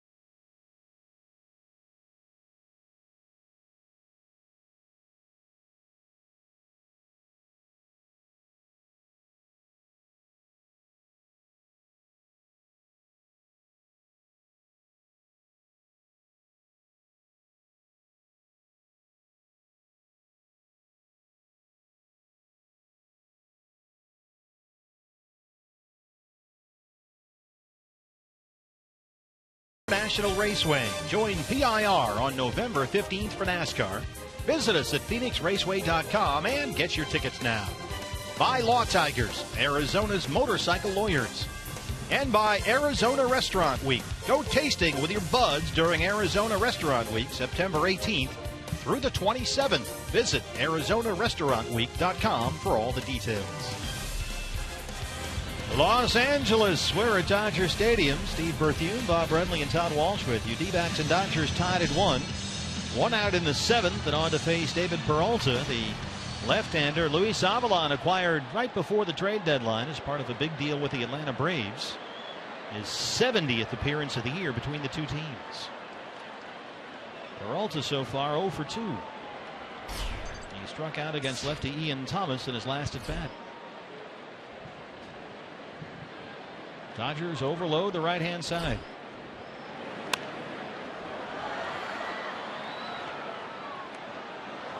David hitting .368 in the second half of the year. That is the best mark in the National League since the All-Star break.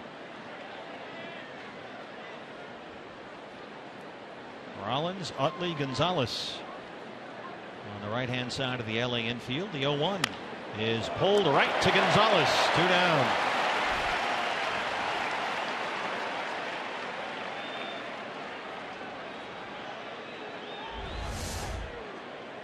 Hit it hard, unfortunately, right at the Dodger first baseman, just a step or so to his left. Easy play for Adrian Gonzalez. And now Jared Saltalamacchia back and forth goes Salty.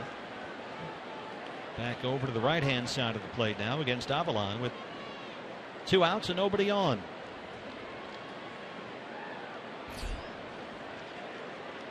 Salty singled his last time up, 1 for 2.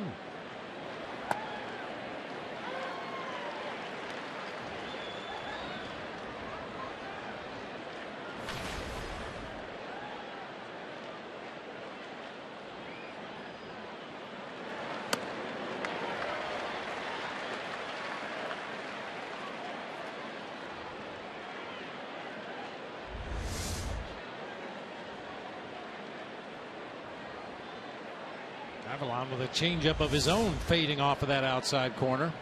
So they're going out there again.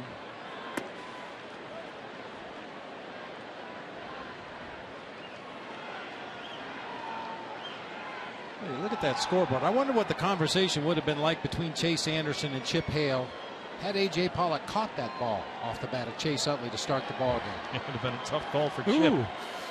What do you mean you're taking me out, Skip? I've got a no-hitter going. Who am I, Matt Harvey? It went off A.J.'s glove, the Chase Utley homer to lead off the game for L.A. A.J. got the glove over the fence and almost had another one. The first leadoff homer of Chase Utley's career. 2-2. Good take by Saltalamacchia. Full count, 3 balls, 2 strikes. This was Utley leading off the game for the Dodgers. Still their only hit tonight. Oh, man. So close. That was the first pitch of the game. Yeah. First pitch Chase threw tonight. Did not allow a hit the rest of the way. Avalon gets Salty swinging. So now it's up to the Diamondbacks to at least get the W here. 1-1, bottom 7 coming up.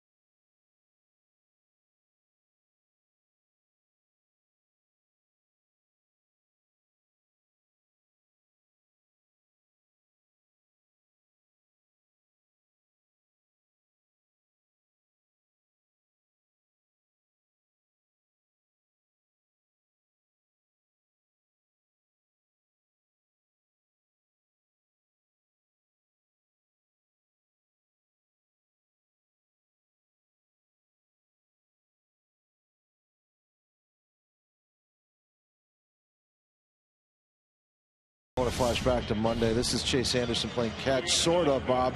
You can appreciate this with Robbie Ray.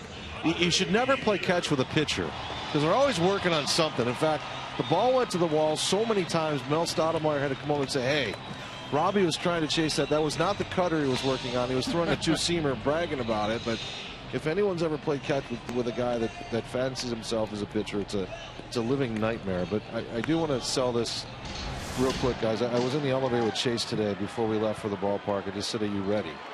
He goes, "Oh yeah, I just love it. I love the big stage. I love pitching here." He gets exactly what you were talking about, Steve, pointing that compass in the right directions. And he has eaten a lot of humble pie this year. And here he is still standing, and look how he walks away tonight. And he's had such a great attitude about it. He's always a confident young man, always knows what he wants to try and do out there, figures out a way to go about it and get it done. And you know that his pitching coach is just over the moon with what he saw here tonight. Randall Delgado now will face Andre Ethier. Ethier, Grandal, Van Slyke, 2 up, 4, 5, and 6 in the LA 7th. The Dodgers still have just the one hit. The Chase Utley leadoff homer on the first pitch of the ball game.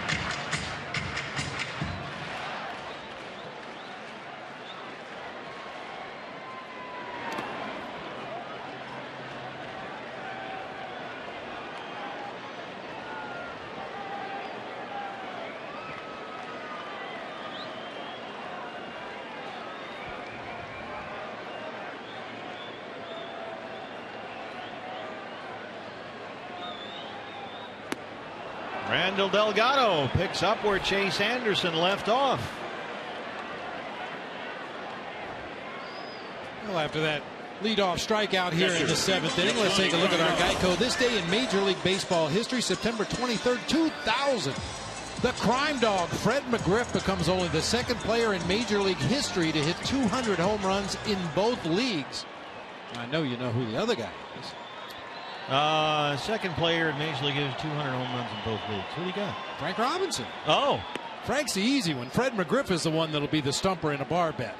Yeah, well, he's the easy one on MVPs in both leagues. I know that one for Frank. There you go. But yeah, it'd take you a while to get to crime dog. It's a good call. Boy, he was a very, he's a great player, a great hitter, tremendous natural power, and just kind of got lost in the shuffle up there in Toronto. There were so many big personalities on those Blue Jay teams in the late 80s, early 90s. George Bell, and Lloyd Mosby, and Dave Steeb, and Jimmy Key, guys that were good players and loud vocal leaders, and Crime Dog just showed up and hit home runs. He didn't bother nobody. He and Paul Konerko might be the most underrated hitters of their generation. Good call. You look at the numbers and you go, wow. There's Monty Grandal for 2.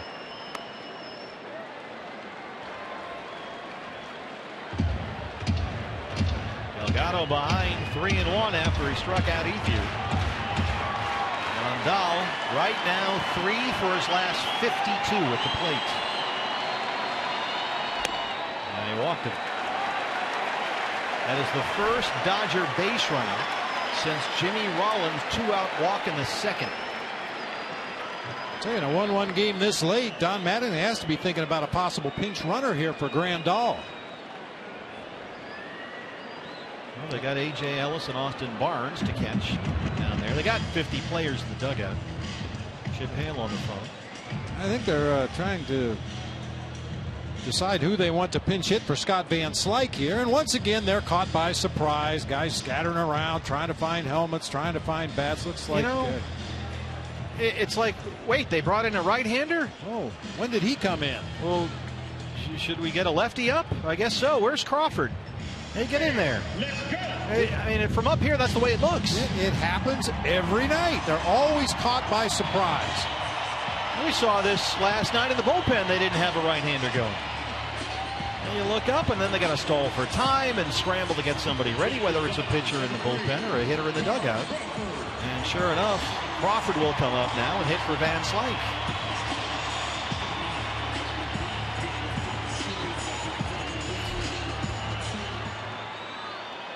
And they'll still let Grandal run. He's the go-ahead run with 1 out in the 7th.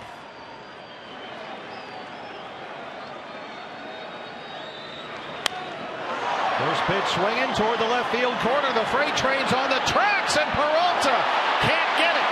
And is he all right?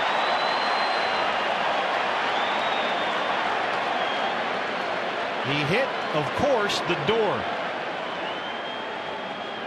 Now the door opens out, obviously, and David went up and over the top rope there. He hit that thing pretty hard.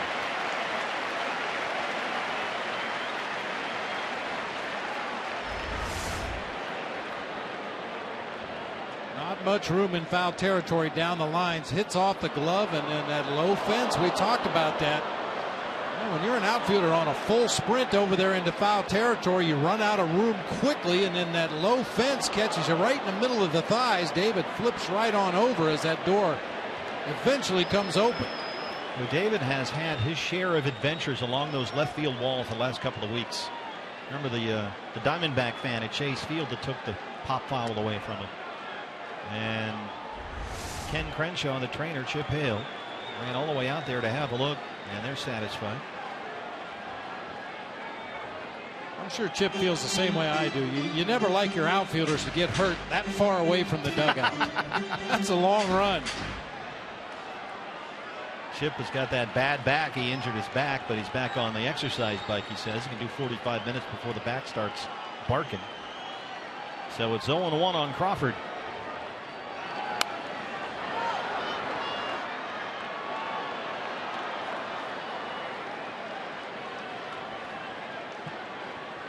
Crawford 1 for 6 in the series. He's at .261 on the year.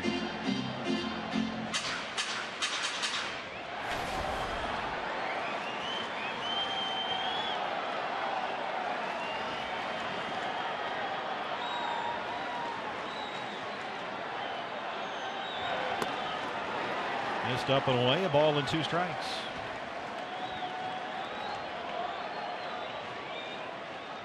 Goldie holding Grandal on the bag at first. They move A.J. Pollock now. He was shifted toward left center field. Now he'll go over to right center with 2 strikes.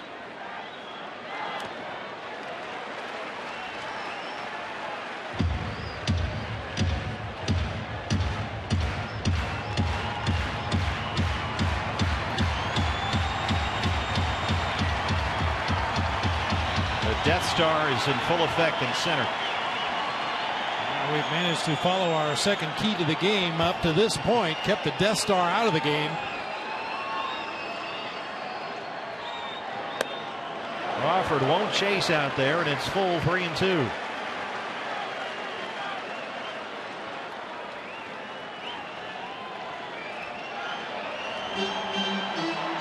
Jock Peterson on deck.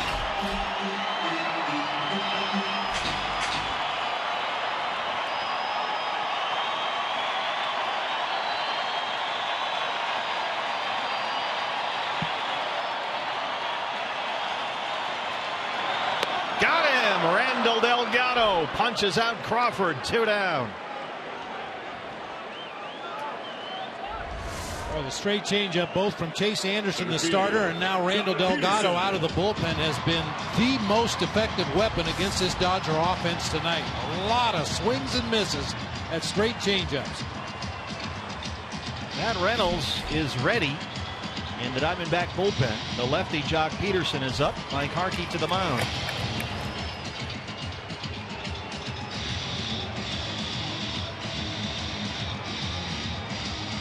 Take a look at our Chevron upcoming pitching matchup. Don't forget, fans, day game. It's a quick turnaround. A 12:10 first pitch. Diamondback Live pregame show at 11:30 in the morning. And how about this for a matchup of lefties in the NL West? Corbin and Kershaw. Hold on. I can't hear you, Dodger And after that ball game, we are headed to San Diego for 3 against the Padres to finish up this 10 games and 10-day road trip. So Reynolds is ready. But it looks like Delgado will get Peterson. Jock Peterson 0 for 2, struck out in his last at bat against Chase Anderson. Remember, Peterson is a guy who takes big swings, will expand the zone like that.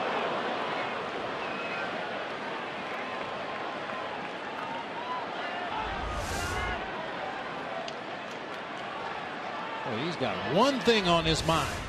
All or nothing. See how far I can hit it out into the parking lot.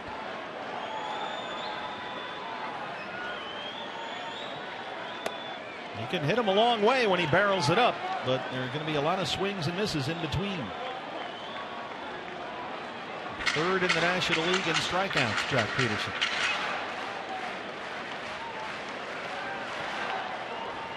One and one.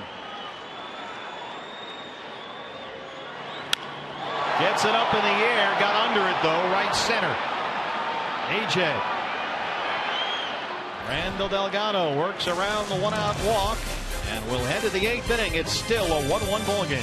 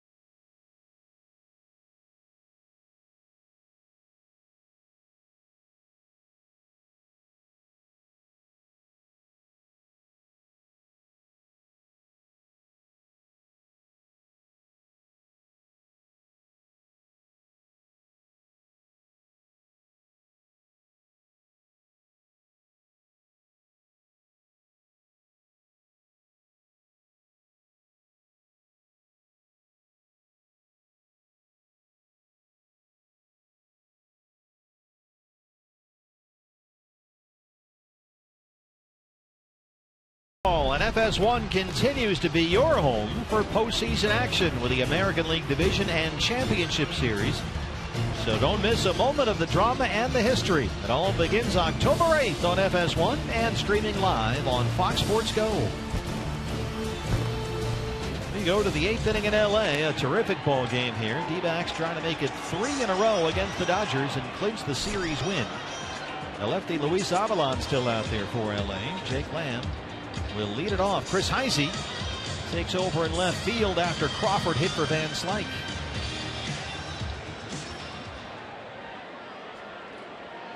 So Heisey get the start in center field last night. Lamb, Drury in the pitcher's spot. 7, 8, 9 due up in the D-backs 8th. Jake singled his last time up. He's 1 for 2.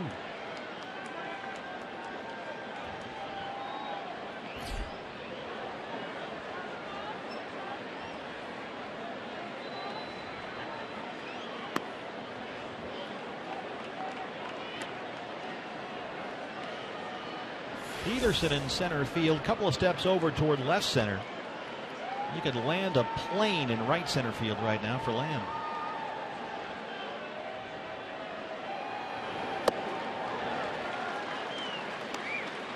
There's a look at the Dodger outfield. Peterson in center, and then all that room in right center field.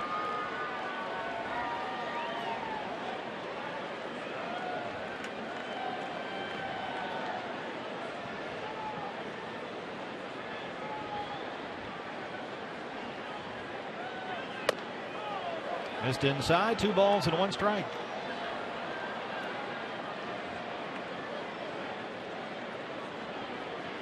D-backs infield crowded these days, a lot of options. Tonight it's Lamb at third, Drury at second, and Owings in at short.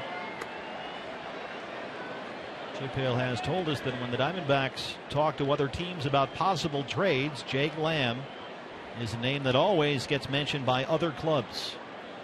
Brandon Drury, Chris Owings, they have got to figure out where they are with this infield heading into the offseason. 3-1.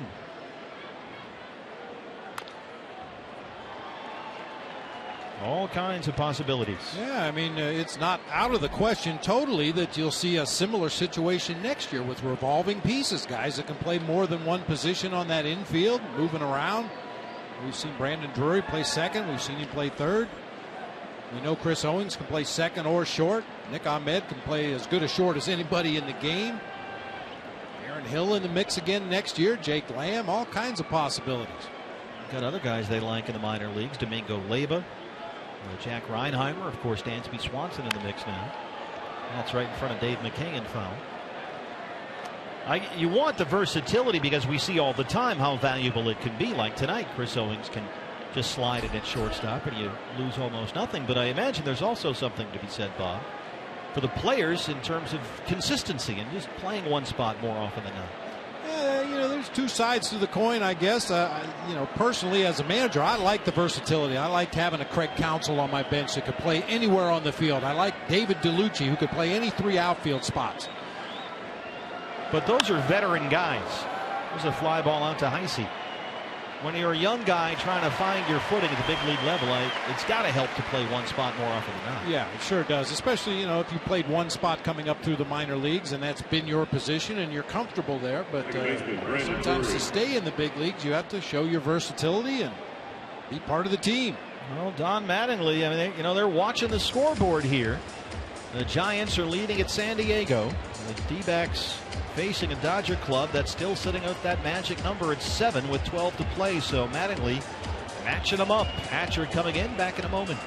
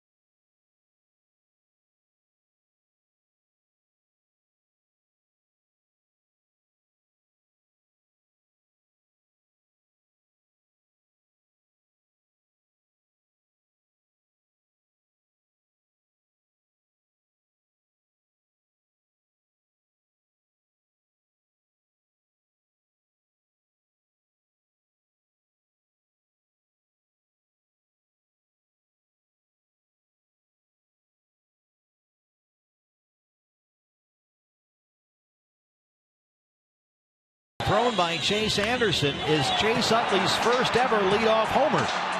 And very quickly, one pitch into the bottom half of the first. It was 1-0, but then Goldie leads off the D-back second. Woo. Just crushed off Carlos Frias, his 31st. He has homered in all 3 games in this series. And that has been it. The Diamondbacks have out-hit LA 4-1. We are still tied 1-1. And Hatcher, who gave up a Goldie homer last night in the 7th inning, comes on now with 1 out in the 8th. And he'll work to Brandon Drury. Yeah, Alex Wood had just given up a home run to A.J. Pollock. He was taken down in favor of Chris Hatcher, and Goldie greeted him with his 30th homer of the year. Then Hatcher struck out Saltalamacchia and Tomas to get out of the inning. Brandon tonight getting the start at second base. He has struck out and hit into a double play, 0 for 2.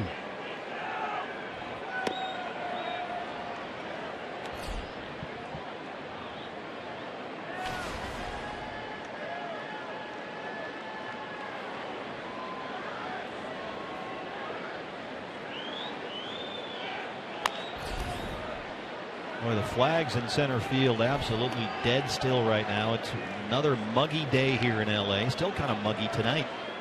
I saw a forecast for triple digits in some areas here in the LA basin, so it's going to be a hot one tomorrow. Corbin and Kershaw. Don't miss that one. Diamondback Live pregame show on Fox Sports Arizona. 11:30. First pitch 12:10. Check swing foul, and Drury behind 1-2. After that, we will be on the bus. This is the trip we always bus from LA to San Diego. No airplane. And 3 against the Padres at Petco Park over the weekend. That'll be Ruby De La Rosa, Jeremy Hellickson, and Yolis Chacin Friday, Saturday, Sunday. All 3 games for you right here on Fox Sports Arizona. Good take by Brandon, back even, 2 balls and 2 strikes. Aaron Hill will hit for the pitcher, Delgado. David Hernandez ready. Dodgers in the home half of the 8th will have Rollins the pitcher spot and Utley 8-9-1. In the air, right center, Andre Ethier. Hey fans, excited to introduce the new Diet Pepsi. Same crisp and refreshing flavor you love, but now it's aspartame free. Pick up some today at your local retailer. The new Diet Pepsi. Socrates Brito with a pitcher spot due up. So Chip Hale getting a left-hand bat in there against the right-hander Hatcher. Nothing doing in the Dodger bullpen. The only left-handed bat that Chip had available tonight. Tried to get as many lefties into the lineup as he could against Frias, the right-handed starter for the Dodgers. So Brito, the lone lefty off the bench. 3 for 10 to begin his big league career.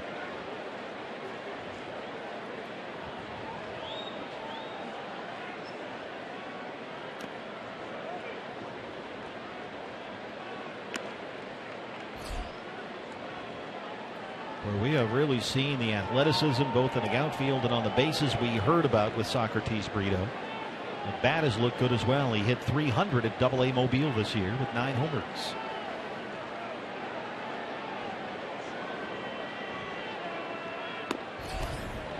One and one.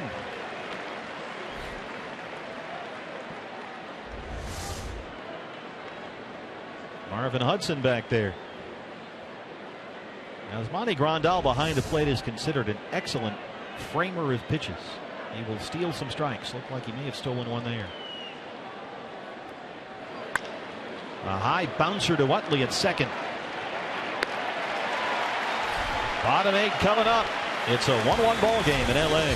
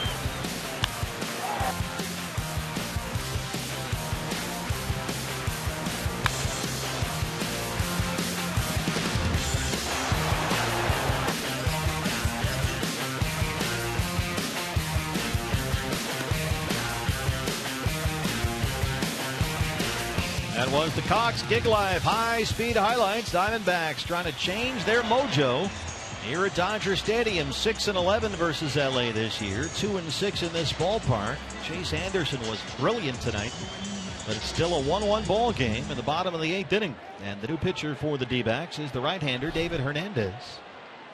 Jimmy Rollins will lead it off. He's still the only Dodger position player who has not struck out tonight. He has walked and lined out to second, trying to bunt for a base hit here. Drury charges. He's got no play. Rollins is aboard.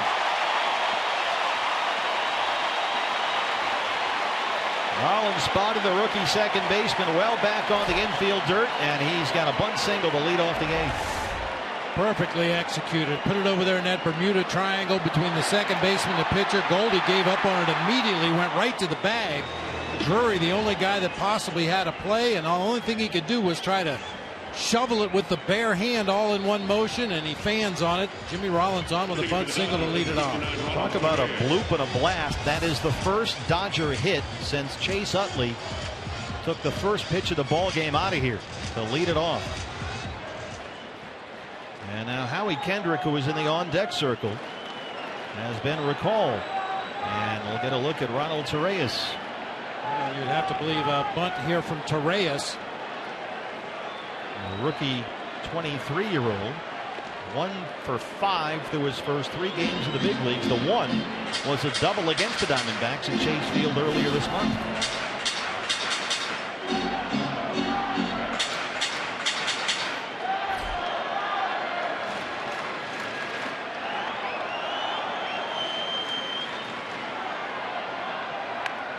It's a down.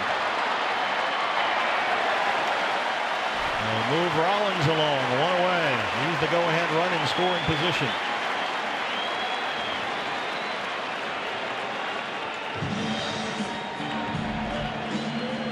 Second baseman, number 26, Chase Utley. The leadoff man, Chase Utley. Utley has homered and struck out twice.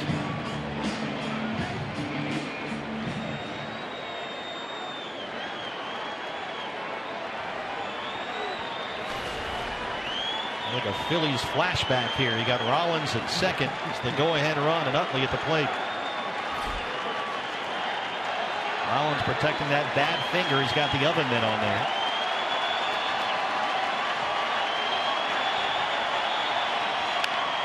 Drives it out to Inciarte at the track, and it's off the base of the wall.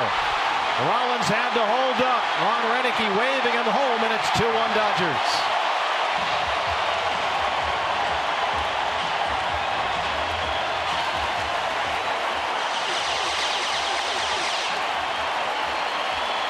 And Chase Utley has driven in both LA runs.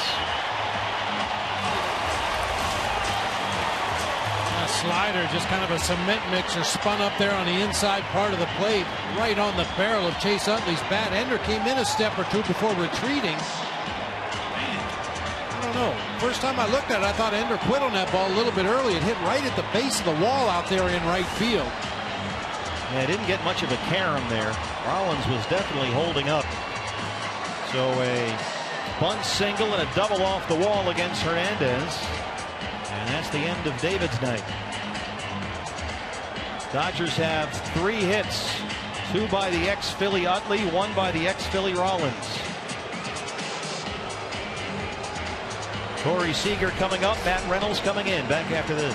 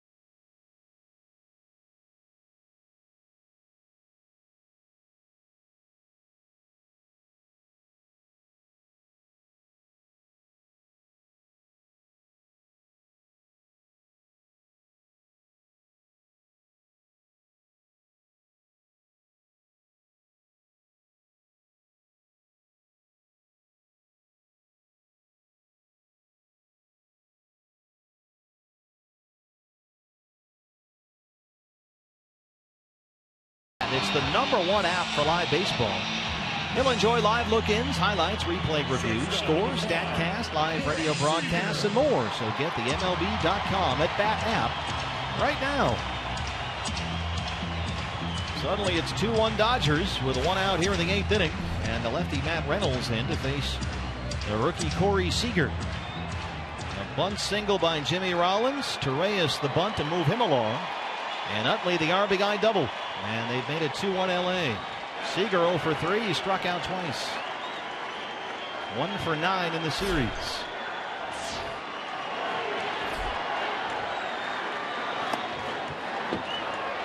Diamondbacks in the top of the 9th will have the top of the order. Inciarte, Owens, Pollock, Goldie behind him.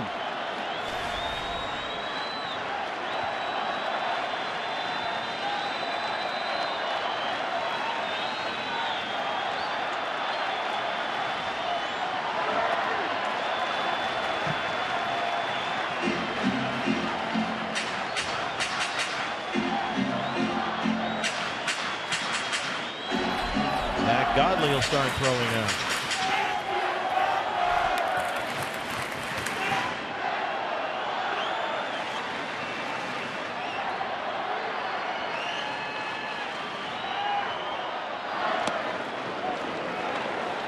Two balls and 1 strike.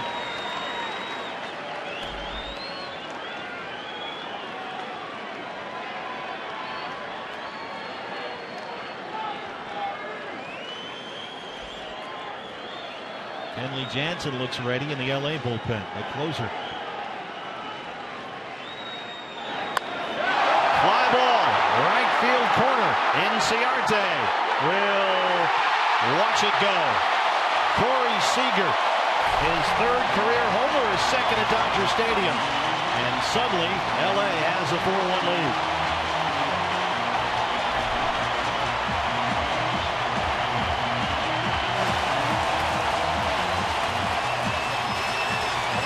Corey Seager has played 19 Major League games. He's got 11 extra base hits and 13 RBIs.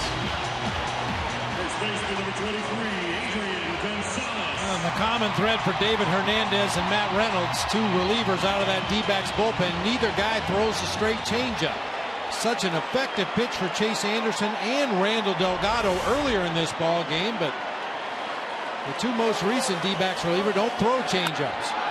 Gonzalez gets it in the air. Center field for Pollock. 2 down.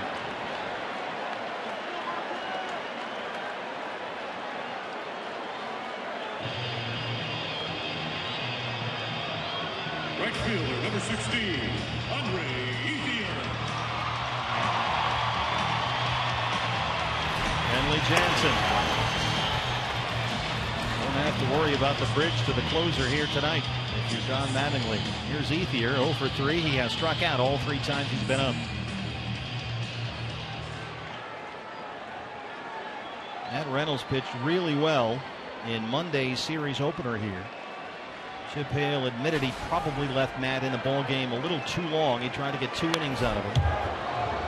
And it was Reynolds who gave up the Grandal homer that made the game a little more interesting on Monday.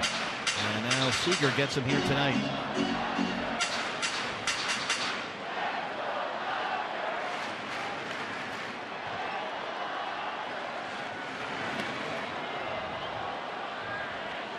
As promised, fans, we take a look at the fan photo.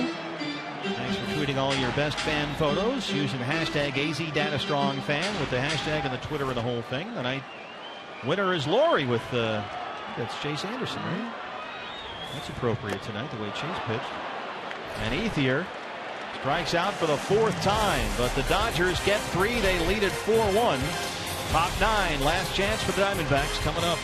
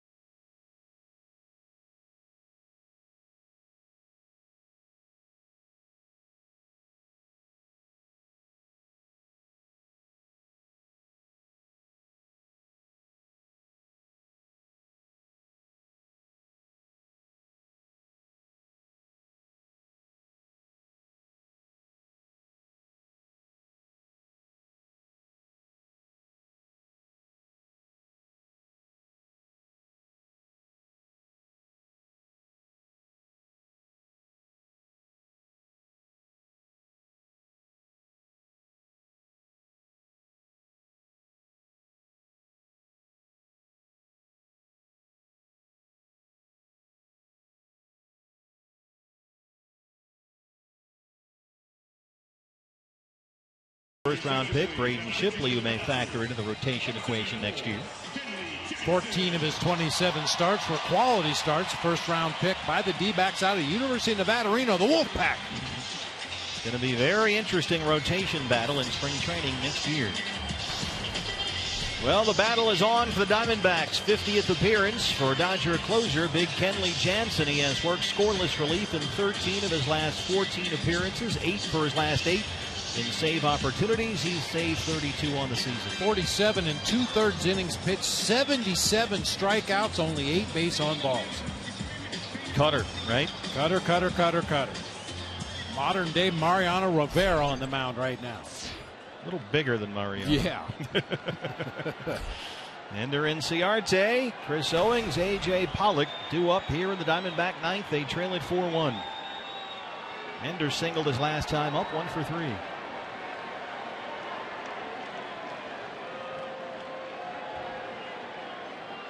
Seager way in on the grass at third. He's halfway home.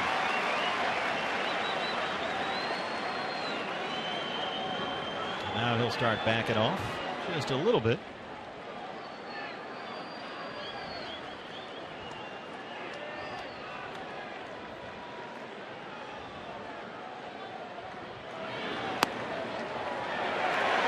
Oh, 2. This guy's no picnic.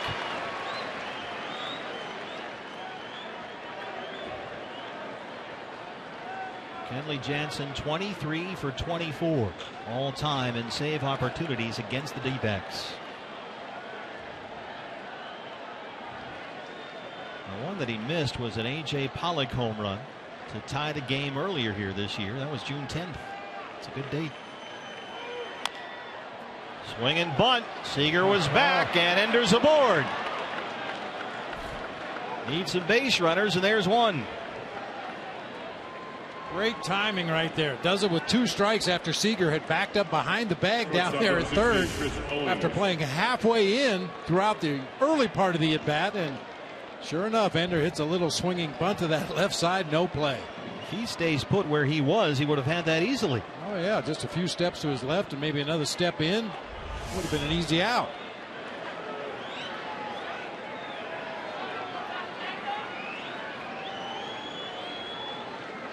So the D-backs get the tying run in the on-deck circle. Ender aboard, nobody out. And here's Chris Owings, who's 0 for 3.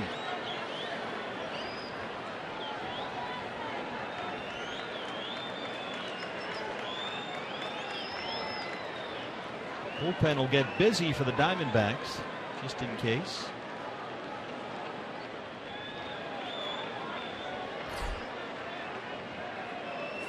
Ender takes off. What a jump. Oh, CO. Oh, Ender he could have stolen that standing up.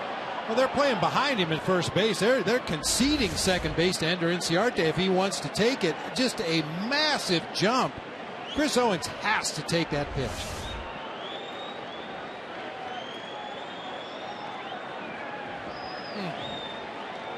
Gonzalez will hover near the bag behind Inciarte. 0-1 on Chris. Ender holds this time. CO swings through that. He's down 0-2. Now, the first delivery when Ender broke for second, Gonzalez is playing right behind him, so Ender could get a little bit bigger lead down there at first, but now Gonzalez positioning himself closer to the bag. Ender can't get the same kind of lead. There goes Inciarte. CO fouls it off. You can't fault him for that one. With 2 strikes as a hitter, you just have to battle. You can't worry about that runner at first base and what he's doing down there. You've got to be ready to protect the plate and anything close.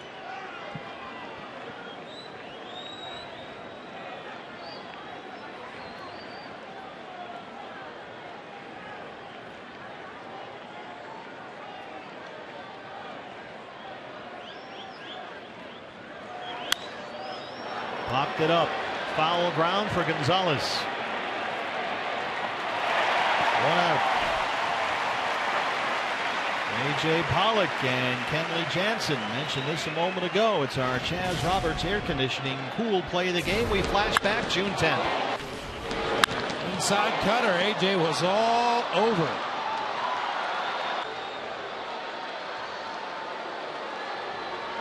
Jansen will throw that cutter to both sides of the plate. He'll try to throw it front door to a right-handed hitter, started kind of at their thighs and break it across the inside corner, or he'll throw it away, breaking it off the outside corner. Just looking for AJ to get a board here, give Goldie a shot to tie it up. Ender will take second uncontested. AJ takes strike one.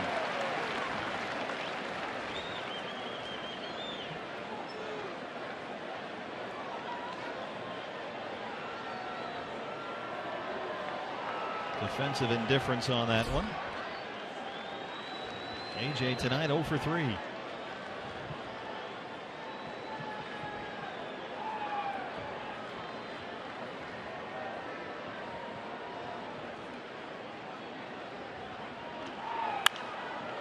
Popped him up again. Utley. 2 outs.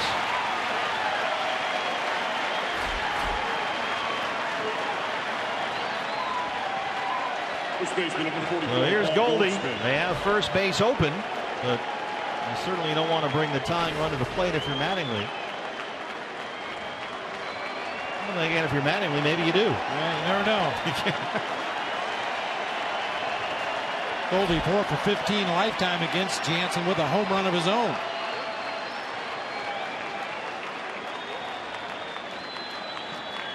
One for 3. He homered in the second, his 31st of the year.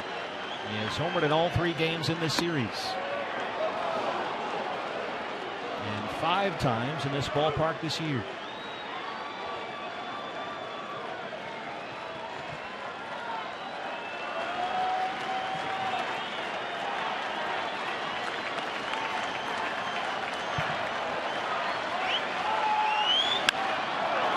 Utley is there, and the Dodgers win the ball game. That was a liner right up the middle into center, but Utley snagged it. Jansen closes a 4-1 Dodger win. 2 hours and 32 minutes.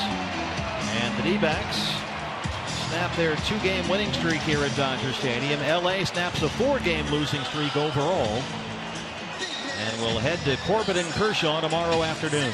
That bullpen for the Diamondbacks has been leaned on heavily this year, maybe showing some signs tonight. Both David Hernandez and Matt Reynolds having some issues in that 8th inning. Let's not forget the outstanding effort we saw tonight from Chase Anderson, who was absolutely brilliant. Chase tonight, 6 innings, only 1 hit. He struck out a career-high 10. Goldie homered again in the ballpark, but the Dodgers win it 4-1. We'll have reaction from the clubhouse. Much more is next here on Fox Sports Arizona. Diamondback Live postgame show coming up from LA right after this.